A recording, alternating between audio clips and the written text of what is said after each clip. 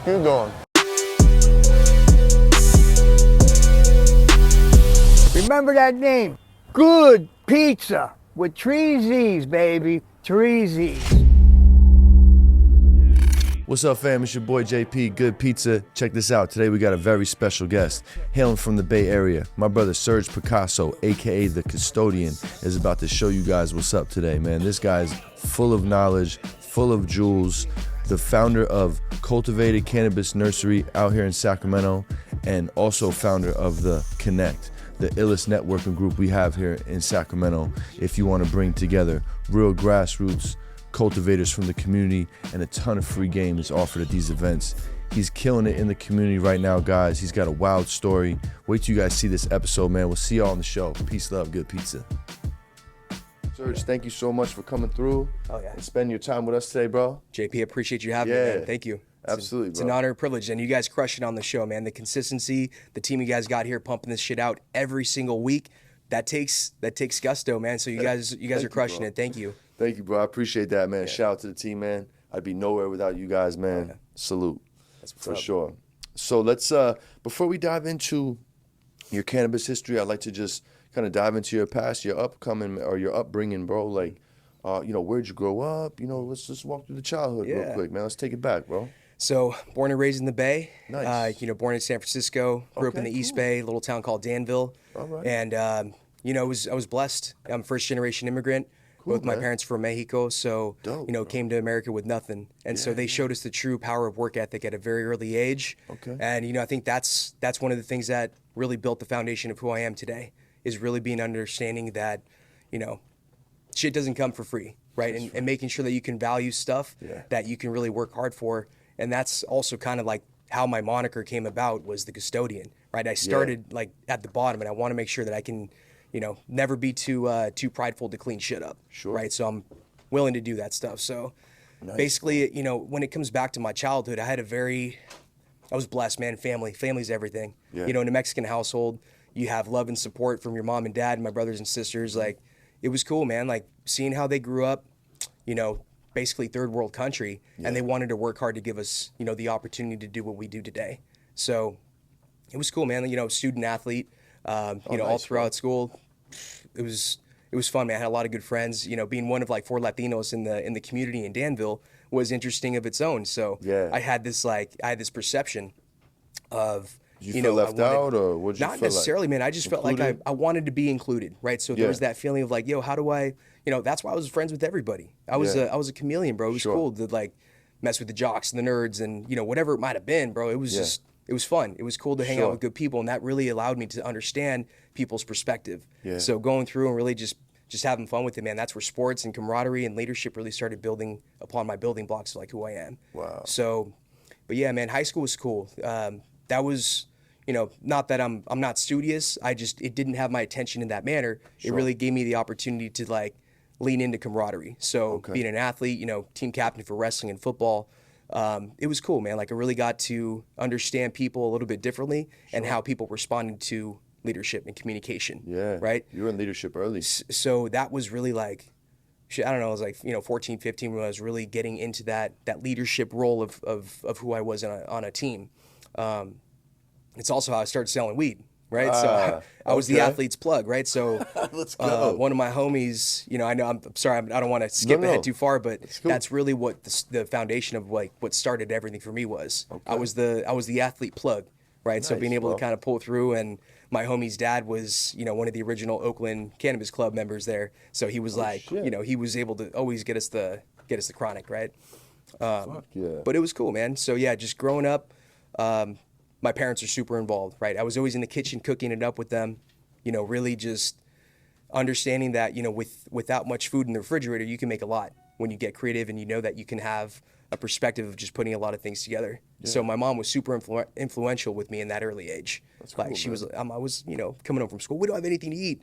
There's no Oreos, there's no Doritos. Like, what the hell are you talking about? She opens up the fridge and starts whipping up all this good food there. And I was like, okay, creative, mesh this with that. And that's also what kind of propelled me into like the passion that I have for love and genetics. Okay. But yeah, man. So cooking at an early age was like something that right out of high school, I wanted to be the next Emeril Lagasse. Like, I wanted to have my own cooking show. And so that's the part that like, you know, having this foundational part of family and seeing how creative my parents were with food, you know, I went into the DVC culinary school program out in East Bay, and it was cool, man. I learned knife skills, learned about, you know, food and wine pairing, and understanding the complexities of flavors was very cool. I love that. So that's, you know, that's what threw me into the restaurant industry at like 18, 19. Okay. And shit's tough, man. It's not it's not for everybody. Being able to work in that industry, and I have so much respect for the, you know, the restaurant and cooking world, because it's demanding. So when you're, you know, a teenager, early 20s, you know, your weekends are consumed with labor, like a lot of hard work in the kitchen. And so I took what I did. I got food and safety sanitized, certified, and Nice, so yeah, so I got that SAFTA certification. So that's really where clean behaviors and all the narrative of like understanding cleanliness came through. Okay. So these little precursors leading up to the genetics world were, you know, kind of influential in me in that point.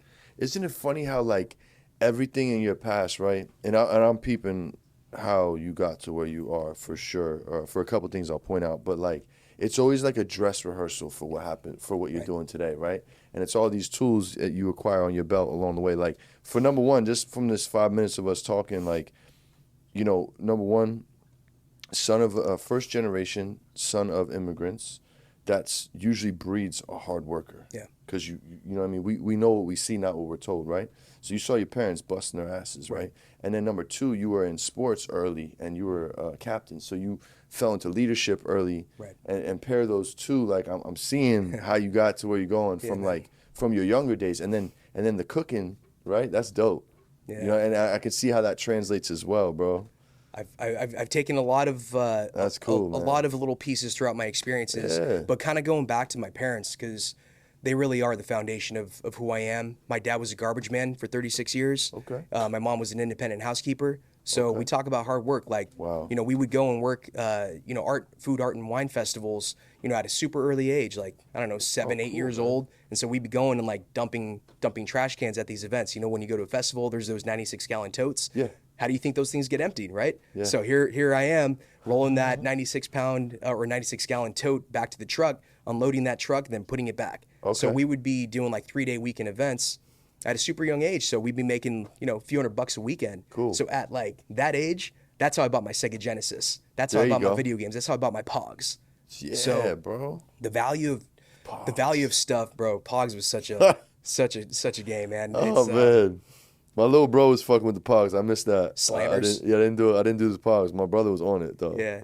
But, you know, again, that kind of taught me a little bit about, you know, business, playing Pogs, and super random. But, you know, having that whole perspective of what hard work was, you know, I'd be super embarrassed sometimes. Like my mom would, you know, need some help cleaning some houses. So I'd be going and vacuuming, right? So I just vacuum these big spots, because growing up in Danville, you know, it was a very affluent area. We're blessed to be in a safe area, right?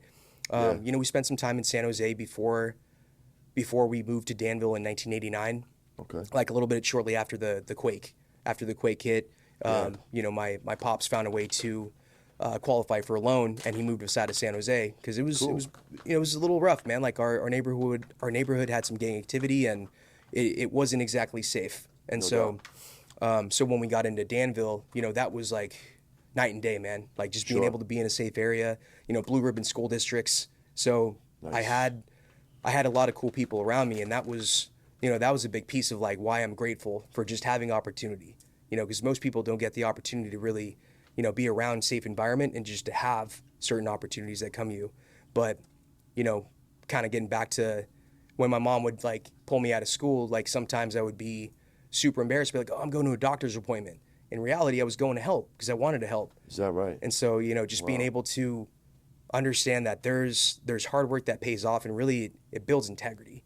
It builds perseverance. You know, and a lot of my friends, they didn't have to do shit. They were just getting toys and bikes and, you know, new rollerblades whenever they wanted. Yeah. So, you know, finding ways to like actually value something, that just kind of goes back to like work ethic and where we're at today, man. There's people that say what they're going to do, and then there's those that actually execute.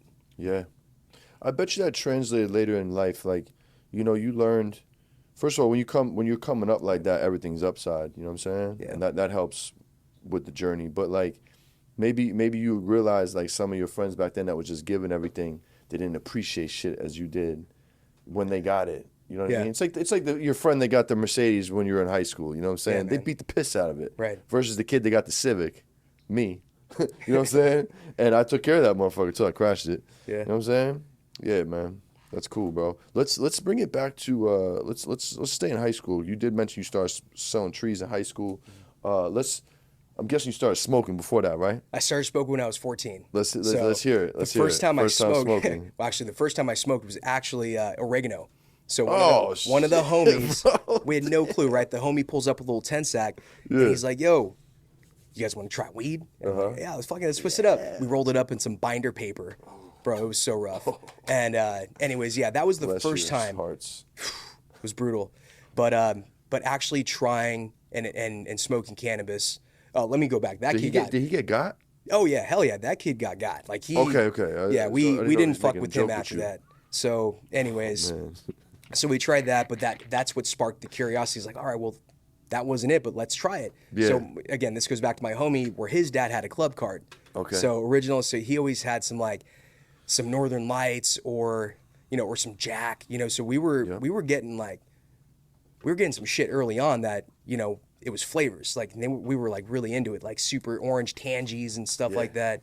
So that was probably around 14, maybe 15, and then going into my freshman year in high school, that's when I started saying, shit, I want to smoke for free. So I just got a zip, and being able to plug all my homies. So now I was getting those, getting the free smoke at that point. Get that free eighth, bro. So when just kind of I never got into like moving weight. It was more about I just want to smoke for free. Okay. And so that part of it, that kind of lasted throughout high school, and I think I probably stopped smoking for like 4 or 5 years in my mid-20s because I went down the rabbit hole super deep after trying a bunch of edibles that my homie gave me at a Friendsgiving one time. Ooh. And you know how that goes, man. It took me out for a couple days. I had the whole PTSD experience, so I'm like, shit, I got to back off for a bit. Yeah. So you took the death brownie. I did, man. It was actually dehydrated banana chip.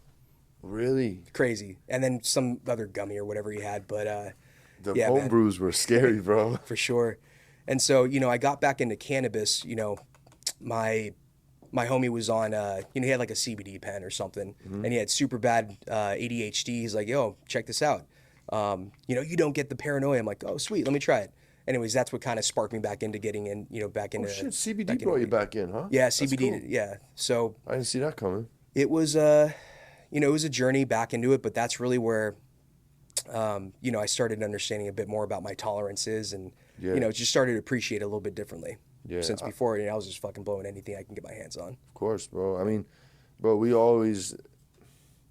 it's all good till it ain't good with those edibles, bro. And everybody has one of them fucking, well, maybe not everybody, but a lot of people have that episode, you know what I'm saying? A lot of people don't go back to edibles, you know what I'm saying? Or weed, you know what I'm saying? Because, bro, man, you fuck around and talk to Jesus for a couple minutes, man. You're taking off edibles, you feel me? Exactly. Fuck, dude. Yeah, man. But, so that was my high school days, started smoking at that point. Were your parents cool with it or not? They were hella cool with it. Oh, so that was the reality. Like my parents were super supportive. They're like, yo, just don't be dumb. Don't go to the park. Don't go burn anywhere. You're going to get in trouble. Okay. Just smoke here. Cool. Invite your friends over. Like, let's make sure you're just not being irresponsible with this. So, hey, that's cool. Oh, it was awesome, man. So we were hotboxing the garage. Like my friends would come over to the garage before. Yeah, you had a smokehouse, bro. Oh yeah, man. Before we go into, the carpool, heading to high school, we come over, take a couple bingers, and that's right. That was it, man. Couple rips before school, you feel me? Yeah, it was good. But my pops was also super supportive too with growing. Like he and I grew our first plant in my closet. I remember the setup too, man. Just had this little light bulb. Man. Yeah, man. It was chill. So it just, from that point on, it was more about just don't get in trouble. Yeah. Like be responsible. So, but yeah, man, it was cool. I had 2 older siblings, so my brother and sister were 4 years older and 7 years older. Did they pave the way? Did they already start smoking? They were already dealing with that. Okay. They totally paved the way for me. So here's the baby, the youngest of 3, coming in and doing whatever the hell he wants. Yeah. It was just like, yo, I'm just being transparent. I'm just telling them what's cracking. Yeah. Like I'm gonna go to a keg. It's like, cool. Do you need a ride? Make sure you call me when you need to get picked up. Yeah. So always it was was a very open, transparent relationship with my folks. Cool. That's cool. I did not see that coming. I thought you were gonna be like, hell no. You know what I mean? Because sometimes when from what I've observed, when immigrant parents come over, they don't want nobody to get in trouble. Like, oh, chill. Or old beliefs. But your parents didn't have any of those. That's cool. Because people smoke weed in Mexico too. Shit. Yeah, and my brother and sister have already broken them in. So.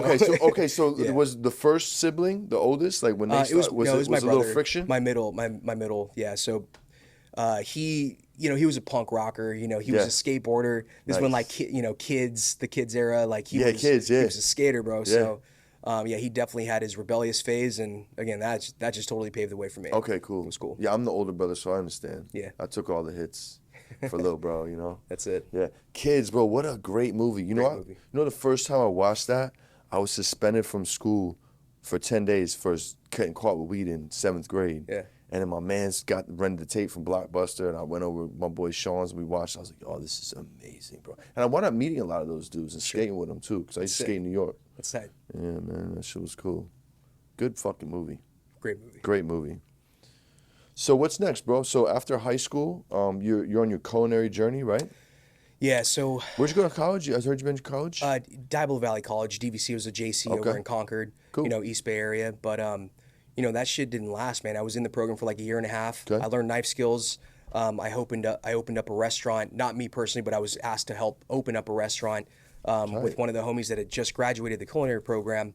And so, like, just watching that journey of a restaurateur open up, man, it was a lot. It was a lot to take on. So I also learned a lot in that process. I'm like, oh shit, this ain't for me. Yeah. Right? That's the life that I'm chasing? No, hell no. That is not for me. So I actually got introduced. One of the guys that used to come in for lunch, he was actually a mortgage broker. Okay. So he'd come in and he's like, hey, I like your personality. You should come talk to me. I'm like, what do you do? He's like, oh, I'm in real estate, mortgages. I'm like, what the hell is that? So, I could learn quickly. He's like, well, you should come in.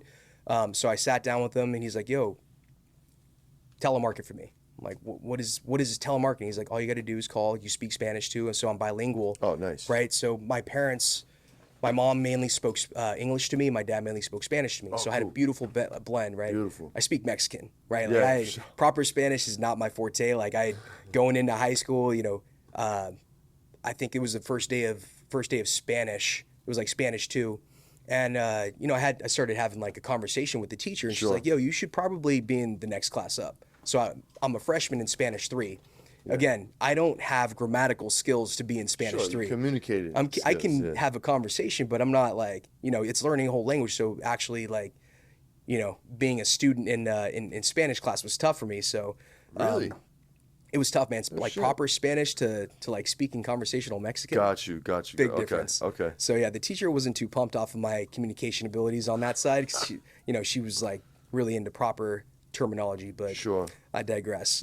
So anyways, that telemarketing opportunity got me into being a loan officer because, I don't know, man, I was crushing. Like the first couple weeks, I already had like 3 loans like that had been leads that actually closed.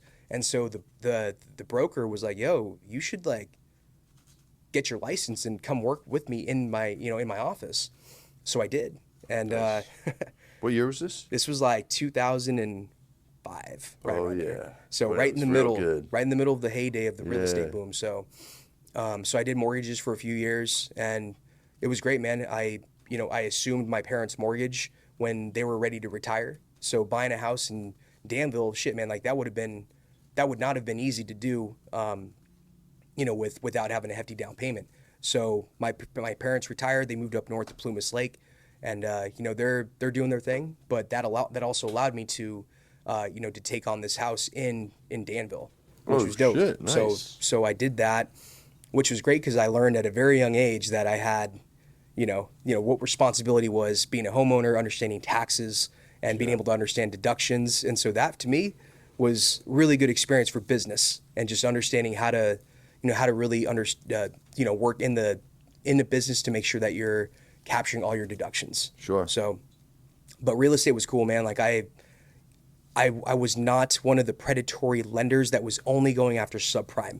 I offered a lot of debt consolidation with fixed rates.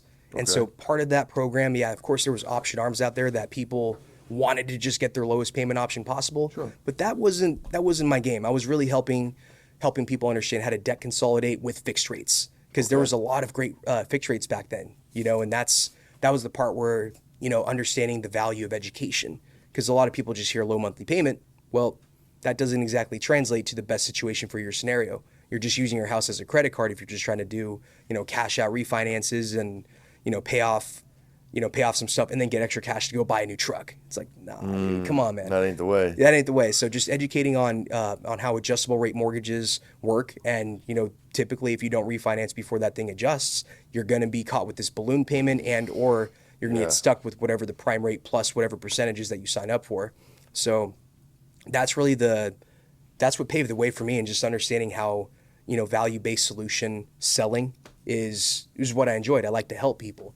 So that kind of set the stage for the future of what I'm currently doing now with like the Connect community and helping and just giving value. Sure. But yeah, man, that real estate stint was cool, you know, just dialing and just seeing that the perspective of some will, some won't, so what? Next. It's a numbers game at that point. Yo, I should say the same thing, bro. You know what I mean? So some will, some won't, some wait, some are weird. So what? What's next? You know what I'm saying? Just keep going, man. It's okay. I'm not trying to sell you. I'm just trying to give you value. So if you don't see the value, that's it. Play the numbers. So, but yeah, man, that was you know, that was for a few years. Then then obviously the crash hit. So the pivot. You know, I was fortunate enough to sell that house in Danville and not go upside down. So I broke even on what was owed on the mortgage, and, you know, had to start back from zero. And at that point, I had to change industries to the commercial trucking world. And so my brother was a sales executive for a company called International Truck and Engine Corporation. So I know International. Harvester International, right? I know International. So he was like, "Yo, dude, there's this opportunity up in Sacramento. You know, the office manager there, or the regional director needs somebody to help her out. Do you want to check it out?" Sure. Nice. So I worked in that field for about 2 years, commercial truck industry, and that was cool too, because I got thrown in to a role that I had no experience, right? Because I don't have a college degree, right? Sure. So this is all about experience and personal relationships where they're like, "Yo, I think you'd be a good fit." So I'm not knocking college at all. I'm just saying that I didn't want to go to school to be a doctor or something that requires a lot of educational studies, and just going down that pathway wasn't for me. I wasn't that student, right? Sure. I'm more hands-on. Yeah. So Yeah. But yeah, that industry was cool too, because now I learned about inventory management, because I got pulled in from that corporate office. I got pulled into a truck dealership back down in the Bay Area, down in Hayward, actually. So I got to manage that inventory of 3 different dealerships, and then quickly that escalated to 7 different dealerships. So I was pulling in all the trucks that were coming off of the lease program, and then I put them onto the used truck lot. Okay. So I had this this skill set of just being able to pull in, do all the inspections to make sure that the trucks were ready to pass through to go to sell. So while I was doing that, I was understanding the leasing world. So these lease programs for large fleets, that also gave me experience for understanding basically the RFP process. RFP, what's that? The request for proposals. So we're dealing with corporatized quotes, right? So people are asking for specifics on a truck that needs to do this particular type of application. Okay. So now we're talking about engineering. So I got into the world and just thrown in this, holy shit, like there's this whole process for building an excavator to build out this digger derrick on what the specific task is for on that municipality. So state of California was our number one customer. We had Safeway and Bonds as our customer too. So like large fleet management. It was cool because I saw this whole scalability of how businesses actually request product. And that gave me the engineering background to be able to understand building stuff. Yeah. Because I mean, again, dude, we're talking about building engines and transmissions and chassis and weight distribution, all this stuff that, again, I didn't go to school for this. So I'm just getting exposure to it, but seeing what the end result goal is for them. They're like, yo, we need this truck to do this job. Okay, cool. Now let me talk to the manufacturer. Be like, yo, this is what they're trying to do. He's like, oh, perfect. Well, you need this particular chassis. You need this particular body. Now we're going to spec it out. And now you can submit that for the quote. And if that quote gets accepted, cool, we all win. Because they have to get 3 bids, right? Pretty standard in any industry. Yeah, of course. You get your 3 bids. So again, this kind of goes back to little pieces along my journey that have applied to what I'm doing today. Because we're talking about manufacturing and distribution. Yeah. All right. So fast forward in like 2010, I got another opportunity. Hey, Serge, there's this cool opportunity in the Bay Area to be a territory manager. And that was for a hospitality supply company. And the money was good. It was like, yeah, that actually sounds really tight. Let's do it. Nice. So I signed up for that role. Again, all these paid positions are, they require BAs. They really want to make sure that you've got your degree set because that's your experience. I'm like, okay, let me just take the interview. I'll see what's cracking. Yeah, yeah. Of course, I got the job. And so I had a very comfortable salary plus my commission structure. So at that point, I was able to qualify for another loan. So I got the FHA program because this is when the FHA programs were starting to re-inspire home purchasing again. Yeah. So I got in. I bought a house in Concord, California, which is the East Bay. Yep. And that was one of those 3.5% down payment programs. Baby. So I was able to take some funds that I had saved up and apply that towards a down payment. Yep. And there was a renovation loan tack onto this. So basically the FHA 203K program, still remember it to this day, that allowed me to have 3.5% down and then also finance a certain amount to do renovations on the house that I was buying.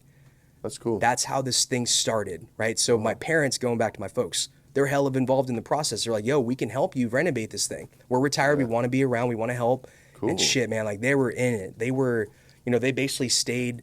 So the house itself was like its own property. And then on the point, like the third of an acre, it had a separate detached unit. Yeah. So they were crashing in the detached unit while we were renovating the whole house. You got a solid ass family, bro. Solid, man. Dude, La Familia awesome. It's what it's about, bro. And that culture, again, this is all leading up to where Cultivated started.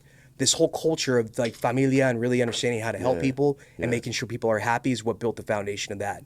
But I can see that. So the whole thing of, I lived in that house for a couple years, actually ended up doubling my profit on that property and bought a new house in Walnut Creek, right? Cool. So with that renovation program. Nice area, bro. Yeah, man. So from Concord, I sold that house and moved all my equity into the house in Walnut Creek, right? And so let's fast forward, a few years from there, sold that house, which got me into Cultivated. But before I get into that, I want to kind of touch on my next part of the journey before this. Yeah. You had to start growing weed somewhere in here, right? It's coming. It's coming. Okay, for sure. So I'm digging the professional, well, I shouldn't say professional career. We all professionals. But I'm digging the outside of cannabis professional career. I always love to hear where people come from because we really come from all. We do, man. And we're not just like trappers, weed growers, and like this is all we've done. We've done other shit. You know what I'm saying? No doubt. I wouldn't be here without these experiences. Right. I have skill sets that have cut my teeth in certain things that I need to handle. Yeah, bro. It all matters, man. So, out after when I was in that hospitality role, like I was crushing, man. Like the value-based proposition of being able to go in and offer solutions and not product. Bro, this is exactly why I love the hospitality industry, because it was all about, well, how do I solve for this problem? Well, let me talk to the manufacturer because I just saw somebody that has that solution. Cool. Now let me bring that manufacturer in to give you that solution pitch. So I'm just listening. I'm soaking in all these different data. Hell yeah, that's it. I'm just collecting data. So I would love doing ride-alongs. So I saw so many different properties throughout each week, right? I had my own clusters, again, organization, territory management. I had like a whole program going on using tools like Batch Geo. Batch Geo was like, yo, here's my 138 accounts with their addresses. I'm going to plug it into this program. Now I can develop heat map clusters. So this day I'm going to that part of the bay. That day I'm going to that part. I'm going to strategically plan my days around appointments. 1 a.m., 1 p.m., then I just fill the gap. I just fill the time within. And this goes for any territory manager goal or any type of like territory manager, whatever, it doesn't matter what you're selling. How do you organize your days and why, right? Having a plan, pre-call planning. What am I walking in with? I'm not just walking in to say what's up. Fuck that. I'm walking in with a solution. I know that you're having floor mat problem or like your dirty floor mat outside that you don't notice is hella dirty, but I walked in one time and said, damn, that thing needs to be replaced. You don't know that because you're walking through it every single day. Yeah. So I'm bringing you a sample of floor mats. Be like, yo, JP, I noticed that floor mat was a little rusty and crusty, man. You might want to get that replaced. Here's a quote for, a new mat. This is custom too. I could already put your logo on there. Here's the mock-up. $75. Cool. Done. I'm walking in with the solution, right? Yeah, it's just being able to understand what the need is. So love that. The perspective of what I was doing in hospitality really opened up my eyes to people.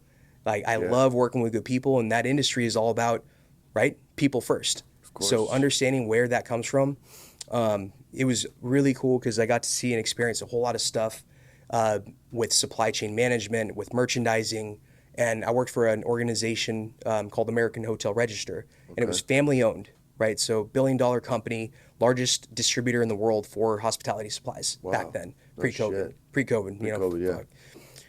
So what ended up happening was I got promoted, from a TM up to district manager, and that was like, I don't know, like a year and a half or something into my TM role. They're like, yo, we want you to show everyone what you're doing because you're crushing it. Well, all I was doing was just organizing myself. I had an iPad, right? I'm like, yo, I don't want to sit on my laptop and wait for all this information, or I don't want to just print out a bunch of shit. Sure. I want to be in front of you with a solution. So I had my, my Apple iPad, and I had my library of all these different cut sheets for offering solutions. Sure. So doing that shit really led me into sample preparation. And I see a lot of BAs or territory managers in cannabis that just have their trunk full of a bunch of product. Yep. Well, you're not taking care of that product, bro. You're deteriorating the terps just sitting in the trunk. It's like, come on, man. Like, are you really? BAs, run that back and hear it again. That's right. Preparation, right? You want to take care of that product. So if you're walking in with just selling a product, we'll take care of whatever it is that you're trying to do. I'm selling brands, right? So shout out to Your Highness, because this is one of the things that led me into where we're going with. Your Highness is a brand. We're not selling product. We're selling a brand experience. Yeah. It's lifestyle. That's right. You get this, man. So being able to prepare yourself before you walk in is one of the most crucial things, because they don't have a lot of time for you, right? You got to think about how many people try to come in their door to sell shit. Well, that's not what we're trying to accomplish. We want to give you a solution. Here's a solution when you're ready to work with us. But that whole journey of being thrown into this district manager role at a very young age, like I think at that point I was like 24. And I was managing a team of 11 people, Solid, 11 sales executives, right? Like solid people that were, in their professional career, 30s, 40s, 50s. And here's this guy that's 24 telling us what the fuck to do. How'd that go? Salespeople got egos. Hell yes. Especially the good ones. Hell yes, absolutely. So how'd that go, bro? I've been there. I've been there on the other side of being employed by a younger fellow. You know no what I'm doubt, saying? man. And I think that's the part that I really started to enjoy, where building teams came into play. Okay. Right. So clearly there was people that were complacent in their role because that was their job. They were checking the box. So I created accountability with so much technology, and that goes back to, why are you on this team? Right? If you're unable to achieve these tasks that are in front of you, like, why are you doing this? Yeah. If you don't enjoy going in to tell someone that their dirty floor mat needs to be replaced, like, what the hell are you doing here? You're not just checking in. Yeah. So that's where being able to like ride along and understand how people prepare themselves was my value. I was showing them how I prepared myself with tools like Batch Geo. Sure. Or, we had a bunch of reporting that we had access to. So data analytics and business intelligence, we had a program called SAP BIC, Business Intelligence Center. So that amount of macro data allowed me to disseminate the data into a simple report for the team. So if you had your book of business and it was like, yo, here's all the products that they purchased last year. Now here's the products that they're purchasing this year. Where's the gap? Well, let me create a report for you so you can say, oh shit, you were buying can liners from us, but you're no longer buying can liners. Why is that? So I'm walking in with my can liner sample kit and I'm saying, this is the pricing that you get for this can liner. And this price might be cheaper than what you're currently paying. They're just unaware of that, because this goes back to GPOs, group purchasing organizations, the consolidation of product, right? You want to be able to get the best product possible price, and now you're walking in with the solution because you're on this program. And this goes back to what we're going to be talking about later about the whole Connect community and what we're really trying to achieve in that. Yeah. But so that whole experience of understanding soft cost reduction, it takes time for you to shop multiple suppliers and being able to make sure that you're not spending too much time on buying a bunch of different things. I want to be centralized. So I'm going to do a market basket. I'm going to take all these products from that invoice that you're currently paying, and I'm going to compare it to the products that I have on your order guide that you're already a part of. You just don't realize the pricing. Some things may be more expensive. Most things are going to be cheaper. So when you compare the two at an overall invoice price, you're saving this much per month. You calculate that times 12. This is how much you'd be saving per year if you're working with us. And you get to work with me. Right, I'm bringing some cool shit. I'm get you some tamales during Christmas time. Yeah, and I'm gonna plug you in, bro. Like that's the whole solution around being able to build good relationships. You got to be accountable to each other, right? And so, tell me something's going on. If there's a problem, I'll do my best to fix it. And that's the biggest thing, man. People don't want to address a concern. They just try to fucking slide it under the rug and not want to talk about it. This is where the level of professional maturity comes in with the industry that we're in today.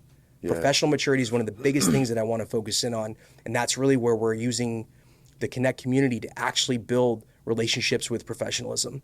Like this is the evolution of where we're going. And in order to achieve greatness, we have to band together. and we have to be able to work together and work through a lot of these challenges. Yeah. We're dealing with plants, bro, especially when it comes back to like agriculture and pest pressure and viroids and pathogen, all these things that happen in the world of a cultivation.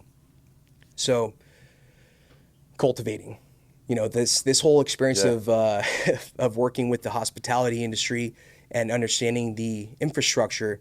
And again, man, I didn't even touch on like the tools that I had at my disposal and understanding the merchandising world of how product family gets categorized and all these different vendors. This company sold over 70,000 products. We had a book that was this thick. It was called the Hospitality Bible.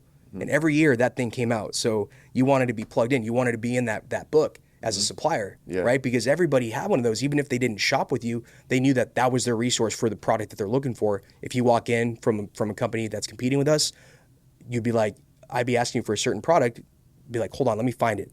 You guys sell this? That's what that book was. Gotcha. So being able to kind of consolidate the solutions with business intelligence really is where I started to understand data analytics and the power of tracking, the power of building a product line with the product family and being able to work with those suppliers to understand costs, right?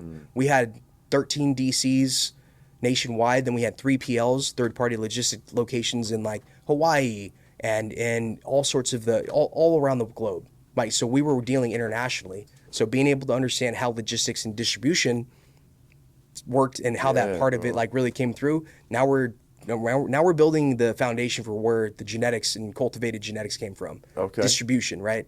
So let's back up, man. I know I'm kind of all over the map, but all these different career paths that I've taken, I've gotten little bits and pieces throughout the whole process. I'm seeing it. You see it? I'm seeing it. So as I'm leading up here, because I wasn't eating hillside Alfredo. Like that wasn't me. I was not up on the hill. And I'm not trying to claim that I was. Right. I did my own path to get here because I wanted to learn all these different skill sets that I never realized would be perfectly aligning for what I want to do and what I actually have a passion for.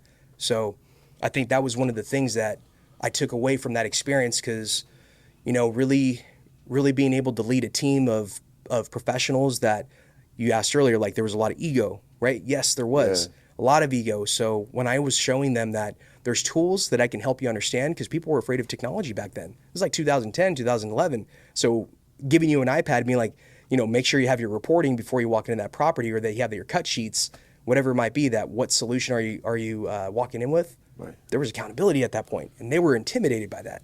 So that's really where, you know, I was able to understand coaching, right? I want to help you, and making sure that you have the ability to understand how we can get there. That just came back with kind candor. That term, I want to tell you fucked up because I want you to fix it in the future because I care about you. I want you to be secure with what you're doing, and ultimately it's happy. I want to make sure that you're happy doing what you're doing. Yeah, you were practicing servant leadership versus like a dictator leadership. Like, yo, bro, let me help you, let me serve you. Yes. And get you to where you need to be, you know, and meet you. And it sounded like, you know, true leaders, they meet people where they're at. We're all coming, fill in the blank, at a different level. Right. So a true leader's gonna meet you where you at and build you up from there, bro. And I'm peeping all these good qualities of a leader that you have, bro. It's pretty cool, man. Thank you, brother. I mean, that means a lot to me because that's exactly what is the foundation of what we're trying to implement in the industry is servant leadership. Because ultimately, the plant takes back the vibes that we're giving it. Do you want people that are unhappy in your farm or in your business? Hell no. I want you to be happy doing what you do. I want you to be fucking proud. I want you to make sure that, yes, cultivation alone is hard fucking work. Yeah. It is janitorial work, right? Goddamn right. It's something that we want to make sure that people have a good pathway for succession with. So again, kind of going back to, you know, those territory managers that I was leading, that also got me experience with building order guides and working with, you know, luxury brands that wanted to have unique, right? We go back to this a lot in today's world. Like, I want to have my unique genetics. I want to have all these specific things that I want to be able to have that I can brand around, right? I don't want to just go Gelato 41. Right. You know what I mean? For sure. I want to have something that's unique in that. And that's where, you know, building order guides and putting these things together for luxury brands like Joie de Vivre. And these guys are like really wanted to have an experience. That's the shit that I'm looking at here and what we're doing in this industry. We want to create that experience that gets copied and pasted across all the markets. Yeah. How do you do that without being present? This is another challenge that we're really looking at today, right? Especially in the retail world as you start to go MSO, right? This is what people want. They want that California native experience that you're really bringing out there. Sure. So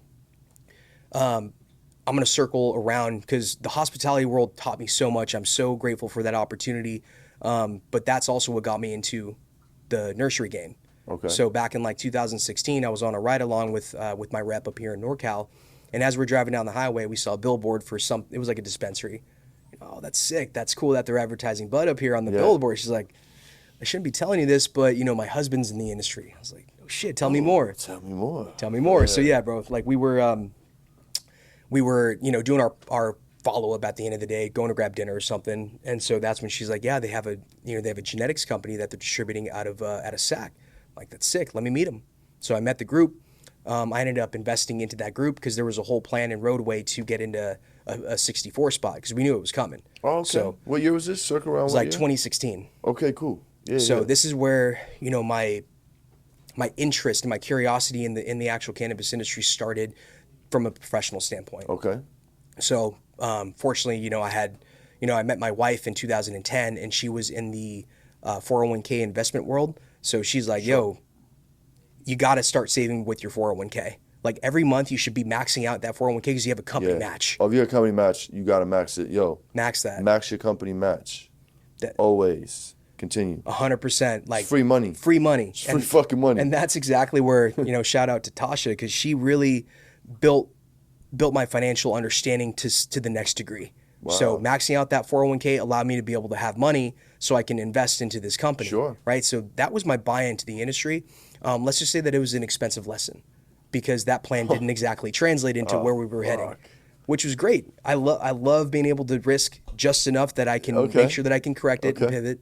Okay. So let's just say that group didn't make it out of that phase, and I saw the opportunity with 64. So I didn't know anybody that had leases available. It wasn't as common to be able to go out and find a lease for a building that had a CUP and somebody that actually had like an opportunity to go build out in these spaces.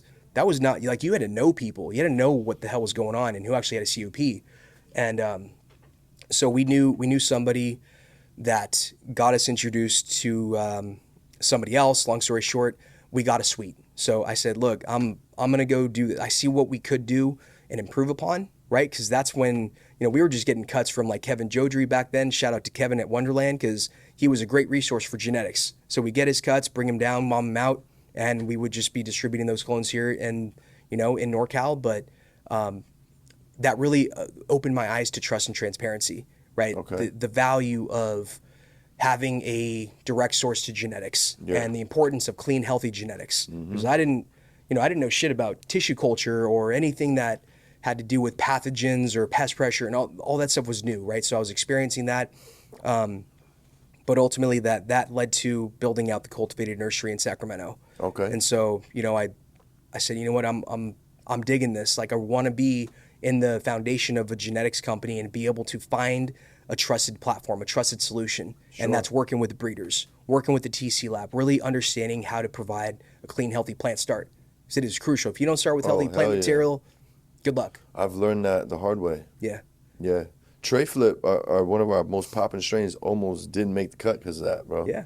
We had to nurse it back to life and make a healthy mom and take happy cuts off a happy mom. Exactly. You know what I'm saying? Absolutely. That's a fucking thing, bro. Yes, it is. It's crazy. Continue. So yeah, man. At that point, I was like, I remember sitting on. It was like Christmas time. I was sitting at my parents' house, and I threw on a YouTube video of Kevin Jodry's Wonderland video on YouTube, and I was like, oh shit, this is a perfect time to kind of tell them what I want to do. So I played the video for them because Kevin did a great job, like walking around his nursery and showing the process. And so I showed that video to my parents. I'm like, guys, this is what I'm about to do. I'm going to start my own nursery. And they're like, what is that? I'm like, I'm going to see this, what they're doing. Like they're getting in genetics, they're creating clones, and they're providing clones to cultivators. Cool. Shoot, they were stoked. I was like, all right. And so I love your parents. So I hope to meet them one day, man. They sound like great people. Yeah, they were there last night at the Connect event. So cool. they pull up, they support hard, man. Love it. But yeah, so ultimately, like that led to me selling my house in Walnut Creek. So at that point, fortunately, I'd rolled over the equity from the Concord house. The Walnut Creek house had appreciated. So there was my build out money. So I didn't take on any investors. I have 4 other partners that assisted in getting into this project together. So, Cultivated was founded in 2018. Nice, dude.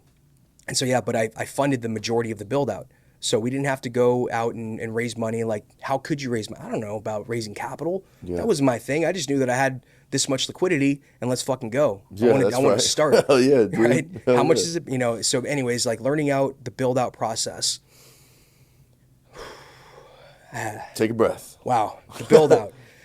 That was a journey of its own, man. Like general contracting and, you know, let's just say the cannabis tax was heavy on what had happened throughout that build out process. But again, going back to engineering and all these different skill sets that I've learned along the way, had a bit of information or a bit of knowledge about how the build out could work with my experience in building trucks, right? So like CAD designs and all these different things of how to run a layout. I remember just drawing on a piece of paper the floor plan for Cultivated, and actually that's some very similar model that actually got built. Wow. And it's crazy to think like, holy shit, I just drew that out and now we're in a fucking operating nursery that got built out that way. Yeah. So not to say that's the way to do it, but I'm just saying it's crazy how like initial thoughts, and it doesn't have to be perfect because you obviously learn along the way. But so I sold the house in Walnut Creek. We started the build out in it was January 2019. So we didn't get our license activated until January 2020. So whole year long build out. I mean, shit, man, brutal. Like hemorrhaging. That amount of time and cost. I mean, anyone that's listening to this that has gone through the build out understands. Like, there's always going to be something that happens. Inspections are going to, delay. There's always going to be something, and as we're just waiting to get approved and go through that final process, we're just hemorrhaging money, right? Guess what's due every month? Yeah, exactly. The fucking rent. So at that time, man, like I was still in the hospitality game too. So I was like industry, I was running this whole team, and I was, really involved in that company. You're still working at this point? I was still during working. the build out? Hell yeah. Wow. Absolutely, man. Oh, I was doing okay. both things at the same time. And throughout that process, again, like there's no playbook to doing what we're doing. No, so not. I was learning everything Especially on my own. then. Thank God for YouTube. Right. There's a lot of cool things that I learned along the way from YouTube, yes, but then like metric, I trained myself on metric, like all these different processes and things that had to go along, doing the whole application to get a license, to all of it. It was, got to figure it out. So I just tried it and learned along the way. Hell yeah, bro. So being just very reliant on not being afraid to just try something and learn along the process was kind of like where I got here. Just wanted I wanted to experience it myself. So, because this goes back to leadership. How are you going to teach somebody how to do something if you don't know what you're doing? Of course. It was just part of that process. But, I had been operating at a very high level in the hospitality industry. Like my final year that I was there, right before I made the transition of going all in and just spending all my time on Cultivated, was like I just won like the executive sales manager of the year award for that company while I was doing both things. And so when they realized like, holy shit, he just took home this award in the entire company and he was doing this on the side. Whoa. That's a hell of a side gig, pal. Wow. You know what I'm saying? Yeah, man. So it's a hell of a 5 to 9. Yeah. You got your 9 to 5 and your 5 to 9, bro. Grinding. But that's the thing. Like I realized that I was passionate about what I was doing. So just learning and understanding how we can really put this thing together was what drove me. And again, that was another piece. Like I didn't realize what I had it in me as an entrepreneur. I didn't realize that I was built for this. There's a certain amount of perseverance that most entrepreneurs have, and that's that grit. That's that understanding that, hey, shit happened. You got to address it, correct it, and pivot. And if you can't make that happen, you might not be cut out for this. See, you were an intrapreneur before you were an entrepreneur. Intrapreneur is somebody that operates in a business as an employee, takes ownership of that company, and acts as the entrepreneur of that company. Exactly. So you took that, and like I'm seeing the whole picture, bro. Sure. This is like I'm totally understanding the journey and how you got there, man. That's really cool, man. Thanks, man. You hit it on the head. I act as if, right? Act as if, And I think that was a big part of like really building the confidence. I really found that there was a journey that I wanted to hop on because it was bringing value. And it all starts with genetics and my love and passion from cooking and flavor profiling. Fucking A, genetics, right? Like that's how that whole world of curiosity really opened up. So I think that was one of the main parts of my journey, was understanding that I had all these skill sets to want to jump in and build a business, right? Oh, yeah. Of course, you know, shout out to my partners that, you know, we were building this thing together. So we were all working in this thing. We weren't getting paid. You know, there was no money coming in, you know? So that's the other part. It's like, we're in this now. So let's make it happen. Let's cover all of our bases and just see what we can do. And, you know, that's how the CLTVTD Familia really came into play. You know, I remember, man, it was Christmas Eve of, you know, it was like December. Yeah, it was Christmas Eve on 2019.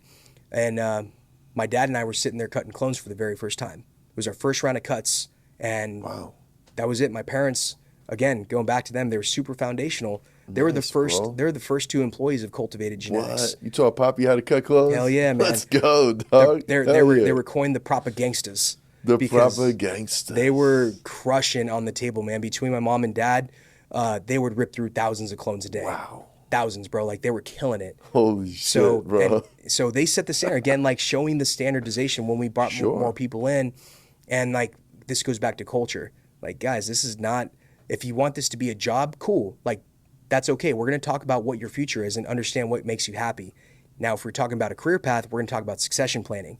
So leadership comes back to understanding and knowing what you are ticking for, like what makes you happy. Yeah. So I want to make sure that we have that candid conversation, because this all comes back to communication. Absolutely. If you're not sitting down regularly with your team to understand what makes you tick or what makes you unhappy, most importantly, take a look.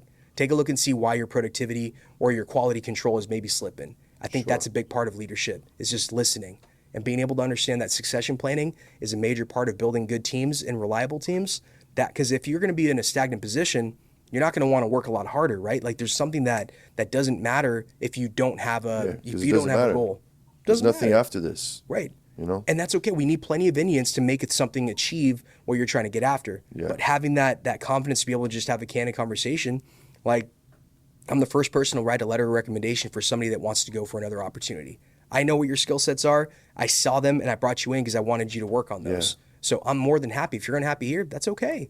I want you to go somewhere where there's happy. That's cool, man. And so I'll make that phone call. Look, I actually know of somebody that's looking for somebody with your skill sets. Let me hit them up and see if they're interested in taking an interview. Wow. Done that a couple of times. Like, I'm totally fine with that. Your Glassdoor reviews must be phenomenal. You know, that's funny. I've never checked. But shout out to the Cultivated Familia, man. Like, you guys have really supported this whole journey, because that's really where we've gotten to the point of the reputation. Yeah. You know, like, selling clones is no easy game. Like, this is about trust. This is about relationships. What happens when shit hits the fan?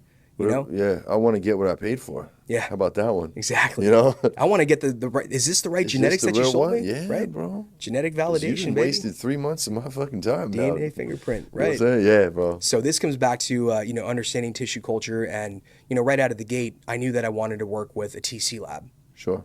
You know, so my experience with Node was awesome, because I was able to reach out via DM and just ask them, hey, I'm building out this nursery in Sacktown. Like, I want to bring in your genetics to have that trusted, validated, clean, healthy start. Cool. Yeah. So, you know, we had a discussion, talked about a relationship, how we can, you know, build this business model, and that was our genetics provider. So bringing in Gen Zero, Meristem Clean genetics, and they were coming from, you know, from the validated source. Yeah. Great. Now we've got a program that we can be able to build a trusted platform on for genetics distribution. So there you go. Yeah. Not just taking in cuts from the homie. Exactly. You know what I'm saying? Mm-hmm. Yeah. TC Labs. I love it. So what? How many different varieties do you guys have at any given time? Is there a number you keep, or is shoot, man. At one point in time, like, our nursery has had like 12 different cultivars, but that's not really what I'm focused in on. Sure. I just want to offer what the market needs right now. Gotcha. In the commercial cultivation world, what is the number one selling thing that buyers want? Gelato runs. Candies.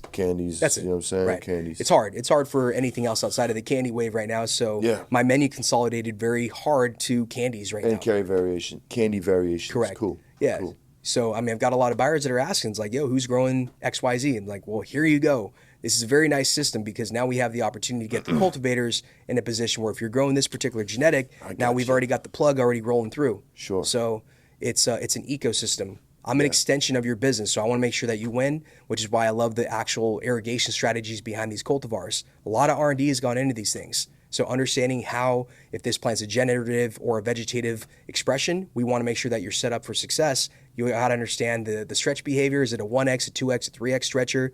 Like I want to make sure you don't wait too long to flip that plant. So you're giving them this intel as they grab the cuts. Absolutely. Cool. That's on my website right now. Anybody that goes to buy our clones at Mainstage or Tahoe Wellness Center, you can go in there, scan the QR code. It'll take you right to the website with irrigation strategy. Oh, cool, man. Yeah. Nice. So, I mean, that just goes back to just being trusted. Some fucking service there, pal. Yeah, man. Yeah, I like it. Servient leadership, right? Yeah. I want to be able to just give everybody what they need to know to be successful. So I think having those skill sets, ahead of time. Again, I built my own website. I designed my own. I'm surprised that this logo stuck around, right? Bro. You want to see the iterations of shit. I taught myself AI. Like Adobe Illustrator was a tool that I just learned from YouTube. I'm like, oh shit, like this is, so that's how you make a graphic. That's how you do edits. Sweet. Guess I'll just teach myself that too. Yeah. How many? Okay, all right. I have a selfish question for you here. How many hours would you ballpark that it took for you to learn Adobe just based off YouTube? Train yourself on YouTube. It's a great question. I think I would spend a couple hours a night because I was addicted to trying to refine the logo. Okay. Gotcha. I don't know how long it actually took me, but I was just, you put in some work. I was in process. Literally, I had AI open, then I'd have the YouTube clip. So if I wanted to like add a stroke, I'm like, how do you add a stroke? Watch the video. Okay, cool. Then I'll do it right there in real time. Yeah. So I don't know. It was just one of those things about the way I learn. I'm not a good student. If you put me in a classroom, fuck man, I don't work that way. That's not how I retain information. And it's good that you know that. Hell yeah. That's important. I don't think that many people look at their strength of education or just looking at the way that they learn well. Right. For me, I like podcasts. So shout out to the Good Pizza podcast. I love the stories that people drop on here. First Smoke, obviously everybody loves the education that are coming through these podcasts. Yeah. Shout out to everybody in the podcast cannabis hell space, yes. man. Absolutely. This niche is dope. And that's a big part of why like the Connect community exists, is we want to put out good information. Right? Like there's not enough people that are just willing to give information out. And that's really where it's like, you know what? We want to help. We want to solidify. We want to be a community that can help to progress. And so, I think understanding a lot of the things and skill sets that I taught myself along the way, it's funny to think about when you ask me that question. I have no idea how long it took because I just did it. I didn't have to map out timing. I'm just like, oh fuck, I'm done with this. I'm gonna jump on that. Yeah, for sure. You learned as you went. I was just hoping you gave me like it just took 10 hours, bro. That's what I was hoping for. For sure. But I kind of knew the answer. Cause I say that because I do graphic design illustration on Procreate, and it's a lot easier. Sure. And I know I need to learn Adobe. Like this is just fucking. I'd pay somebody a monthly commission to do that shit for me, and I should fucking learn. Save me a couple dollars. Thank God for YouTube. Thank God for YouTube, man. I'm just being fucking lazy. No, I got a lot of shit on my plate though, just to give myself some grace. Hey, prioritization, right? Your time is valuable in certain areas that are going to progress the business and the brand and everything that you're doing, man. So it's important to understand how do you prioritize your time. Definitely, bro. Absolutely, 100%. So that's cool, man. Tell us a little bit about let's dive into Connect. Like, how did that all come about? Break it down. I know you already spoke on it a little bit, but just break it down. How to come together. What the goals are, and like how it's helping the community. Sure. So the Connect community was basically a group of cultivators in the 88, the Sacramento Green Zone. Right off of 88th Street. We go to Big Sexy Brewing, and there's like 7 of us. We had like Bobby Baggs and Kevin Crouch and the guys from Icanic. We'd all just kind of get together, like have some beers and just chop it up. Be like, yo, how are you dealing with these root aphids? Like how are you dealing with XYZ challenge? Or have you tried XYZ? This is really where we started being able to build the community and sharing knowledge and success. This is what's where, hey, have you worked with this particular supplier? Have you worked with this particular solution, right? Getting back to what we were doing. I want to just offer, that's why, the whole Connect mentality was, yo, here's all the information. If you want to work with these people, here they are. Yeah. I'm not trying to fucking gatekeep. I'm not a broker. That's not my world. Right. I want to sell you healthy genetics. I want you to win. So I want you to know all the people that I'm working with so that you have the trust and transparent nature of what I'm doing. Hell yeah. So that's a good network, bro. I realized that very early on, there was a lot of sheltering of relationships, and that's not how I work. I like people. I want to be able to bring value, right? Yeah. So the Connect really started evolving from, just, random get-togethers. This was like, late 2020, early 2021, somewhere around there. And shout out to Arroya, because they were the first group that was like, yo, we'd love to support you guys. Like, we want to talk to you guys as a group. Like, can we come through? we'll buy your beer. I'm like, hell yeah, let's go. So, that was cool. So it was like, yeah, absolutely come through. Let's do, the last Tuesday of the month, we're all there. We're coming right after we get out from under the lights in the garden. And so we just started chopping it up. And that was the start of what came to life. This was, all right, let's bring in people that we're working with that are offering us solutions that want to dedicate their time to us. So it's not easy getting people together. As you know, doing events, people have scheduling conflicts, people have families, they have things that they got to do during the weekday. Shit, man. That's why we were like, yo, I don't want people to have to sacrifice a lot of their personal time. So let's just do it, right after, I think we started at like 4 o'clock, right? Because people were getting out from under the garden. That's a good time. Started early, and we would do our, we didn't even have like microphones back then. We just kind of hung around like this. We'd just be sitting, chopping it up, drinking beers and, smoking. And that was the cool thing, is like we had a place where we can just congregate. Sure. And then it evolved into, somebody that was working at the brewery was like, yo, I got a professional like DJ studio. Like I can bring you guys microphones and and some speakers. I'm like, whoa, word? Like how much you going to charge me? He's like, well, you say you got some pretty good flour on you. So, the barter started happening. Cool. Love that. So best system ever. The best system ever, man. So that progressed into like, okay, well, we got microphones, we got people like actually coming now. So this thing really evolved into an organized, hey guys, once a month, last Tuesday of each month, we're gonna be meeting here. Here's the topic, IPM with shell peak horticulture or crop steering with the Roya. And that was really what evolved into the Connect. So more people started getting a wind of it. And then, this is where Kevin Vu with Indoor Sun Hydro, shout out to Kevin, man. He's blessed a lot of people here in the community with, really making sure that we get taken care of with the supplies that we need. And so Kevin was like, yo, you guys are doing good shit here. Like, how can I help? Could I buy you guys food? So he got us together, and he was helping sponsor to make sure that we were taken care of. He's like, bro, you guys are hungry. I don't want people to come and just dip out because they got to go home and make dinner. Let me feed you guys. Wow, man. It's like, fuck, man, we got something special. Yeah, you do. We got a community. When you got people contributing like that, you got something special. We got something special. So, and that's the homie from the drugstore, right? Yeah. Yeah, fuck with man. him, bro. He's cool people. Great people, man. And, I think the Connect wouldn't be where it's at today without Kevin. I mean, he's truly like seen the vision of what we can do as a community together and really making sure that we're taken care of. That's dope, bro. And the Connect has evolved into something so much greater than I've ever expected, because understanding that to put people together in a room takes a lot of helping hands. It does. And so like the homie from Drew, the homie Drew from, Justified Marketing is always like making sure that we have the experience. So putting these things together with like helping hands and like the experiential side of things,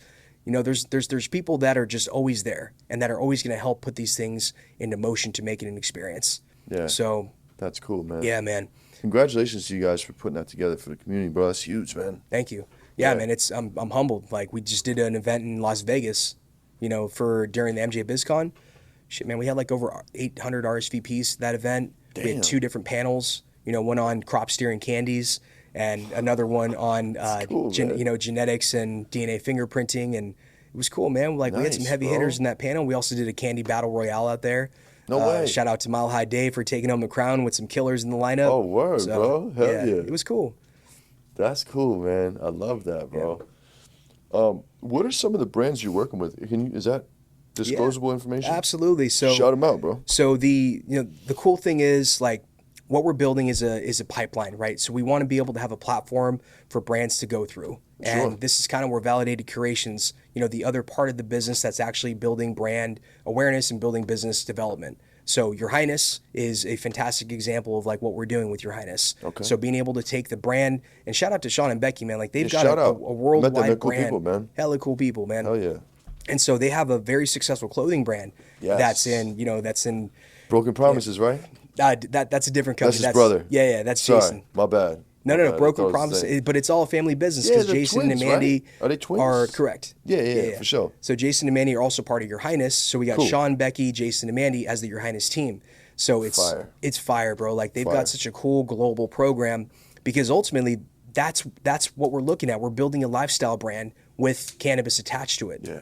And I think that's the best part about it, man. Flavor profiling and understanding that the retail sector is challenging. We all know this. We all understand that the retail market has to have some sort of association with the consumer, right? We understand that you want to be able to give them good experience, and obviously price points, right? Affordable fire, giving them what they want and something that they can afford and that's accessible, because this goes back to the clothing line as well, right? You can go into any Zoomies and copy your Highness shirt or a hoodie or whatever it might be. So we want to make that same expression in the retail space for cannabis. Yeah. So I think working with, agnostic packaging that can be representative of that experience, the aroma, the taste, is it a turn up? Is it a turn down? Is it cerebral? Whatever it might be, just making it an easy to understand experience within the retail shop. Yeah. There's so many options out there, man. And that's really where it comes back to, like, well, what is the brand and the association with clothing and lifestyle, and matching that with cannabis flavor profiles too.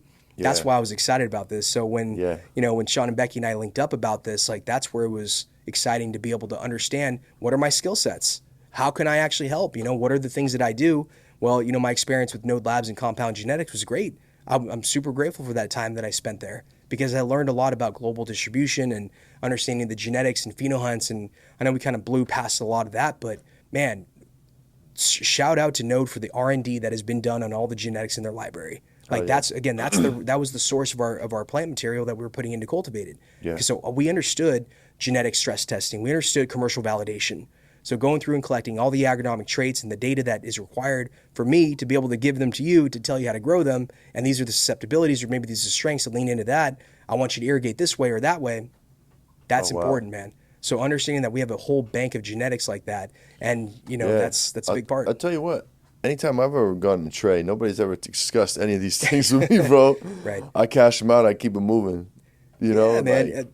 Which is cool too. Like, there's a market for everybody, but cool. No, I'm elevating a service that is going to bring value. Yeah, dude, you're going above and beyond, I'd say, what the industry standard is at this current moment in time. You know what I'm saying? Thank you, man. I appreciate that, because that's what also led me into building the North American Nursery Federation. Right. I want to know the other nurseries. Like, so we have. We got a group chat going on with a bunch of different killers in the industry that are in the nursery space. So we want to share best practice. Right. Just Cali? No, actually countrywide. We also have some folks from Canada too. So nice. It's like, how do we, again, going back to community, we want to be able to share resources and understanding that there's solutions that come across the table, whether it's pathogen screen testing, DNA fingerprinting, good clients and bad clients. I mean, that's the thing too, man. Yeah. There's a lot of bad actors in the space. So we warn each other, hey, beware of this particular farm. They haven't reconciled, and they're just continuing to go around from nursery to nursery to get cuts, right? Yeah, that's useful information, bro. For sure. So we're building this trust factor amongst us, because I don't see competition. We all bring our own value proposition. Yeah. And I think that's the best part about cannabis, is that we can have our own value proposition that is being expressed through the nature of who's running those companies. Hell yeah. So I think I love that. That's the best part, man. How do you feel about the current state of the market right now, bro? I think it's going through compression. Elaborate on that. There's a lot of professional maturity or immaturity that's being expressed. And so when we start to talk about what are the things that we want to focus on, what are our core strengths, and how do we align with people that are supplementing the strengths that we don't have, that's what I'm looking for. I want professionals. Yeah. I want to be able to align with those people that have value propositions, that they know that they can copy paste this and make sure that it's getting done at the right level. And so when we start to look at the things that I'm not good at, that's when I'm the first person to say, I suck at this, or I don't want to do this and spend my time on that. Now I want the expert to do that. I want to be able to line up with somebody that brings me that value, and I can reciprocate with what value I bring them. So we're seeing a lot of that compression happen right now with bad actors. Right? So we're seeing a lot of that stuff kind of come through with people that don't execute on certain things that they're supposed to do, or whether that relationship. We've heard this plenty of times, like, be careful who you partner up with, or be careful of what money you take. Right? Yeah, that too. So taking on bad partnerships is a big part of capital. And I think that can lead down some slippery slopes around integrity, around brand narrative and ethos. I'm big on ethos, man. And I think you kind of got a picture of why. Leading up to everything that I'm doing today is really about just doing good business and having good relationships. Yeah. I want to bring value, and I want to help people. Yeah. So. Another good quality of a leader I just heard you say was finding out what you suck at and getting somebody that's excellent at that skill and having them in your business or circle, bro. Like, that's fucking huge.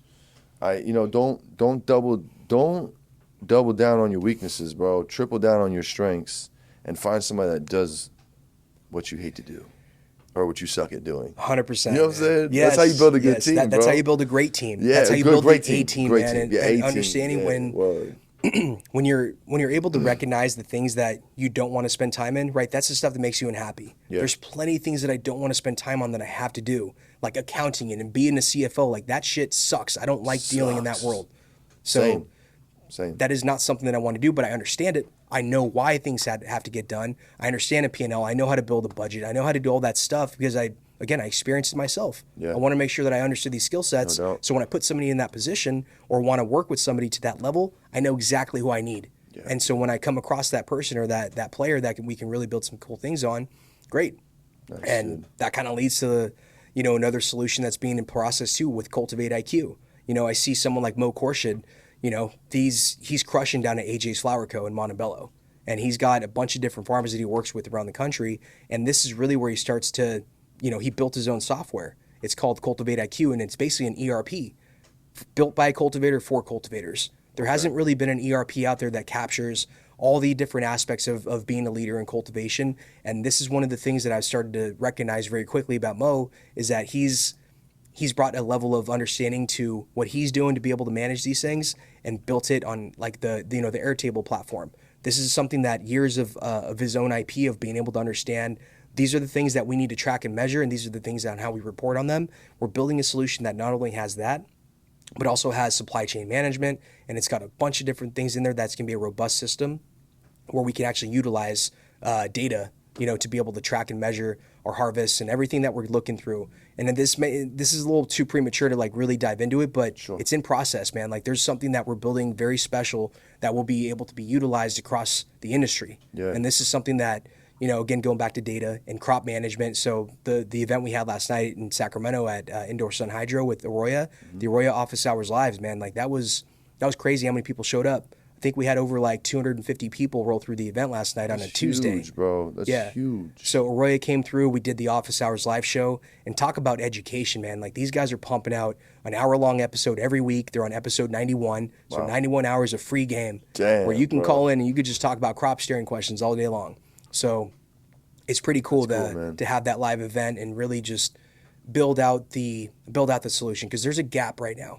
There's not a system that actually offers everything you need to be able to be successful. And again, this comes back with supply chain management, inventory management. Guess where all those experiences that I've kind of led up to. I understand how product families and all these different things of manufacturing and it's all coming into there. Yeah, it's cool, man.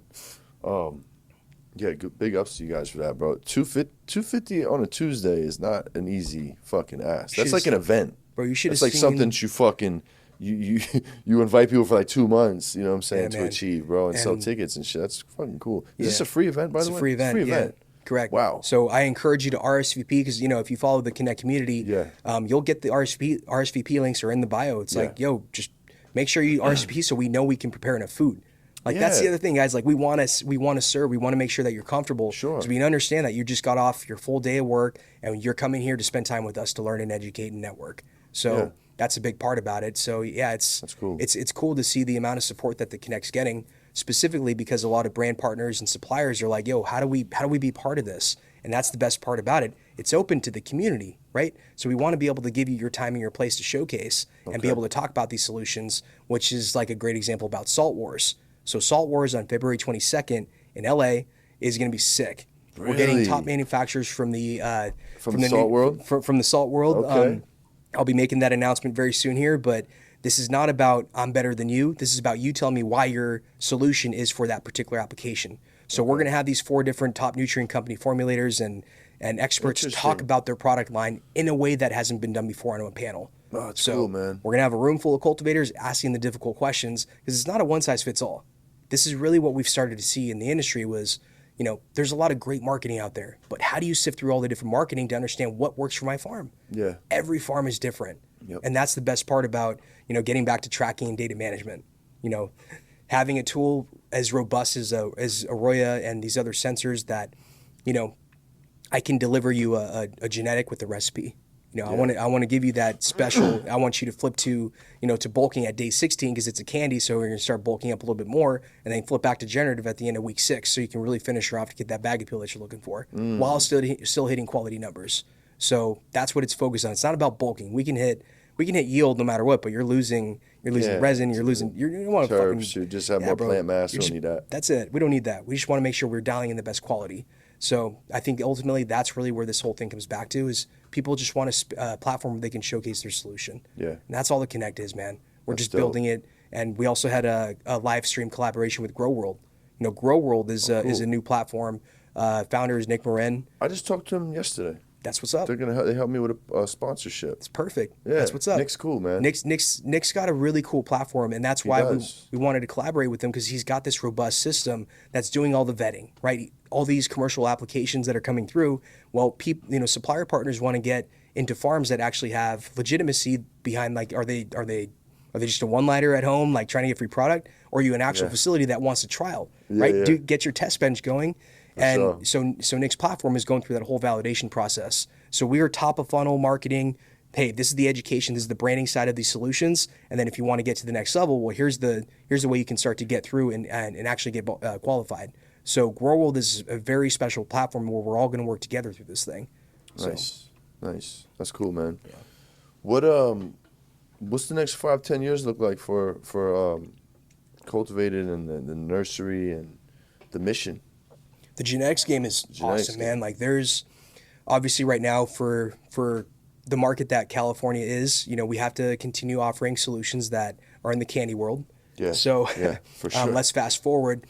In a world where we have more flexibility to offer genetics, like we've got a lot of pheno hunts going on right now with Good Greens. Shout out to Joe and Phil with Good Greens. Let's just say that we've got a lot of cool stuff in the pipeline as far as genetics go, and being able to utilize TC for for some distribution aspects. It's exciting. It's really cool to see where we're going to be heading in terms of genetics, and where we can start to use the brands that want specific genetics going out in other markets, whether it's nationally or internationally, and giving them the data. This is the data that you need to be successful with this genetic.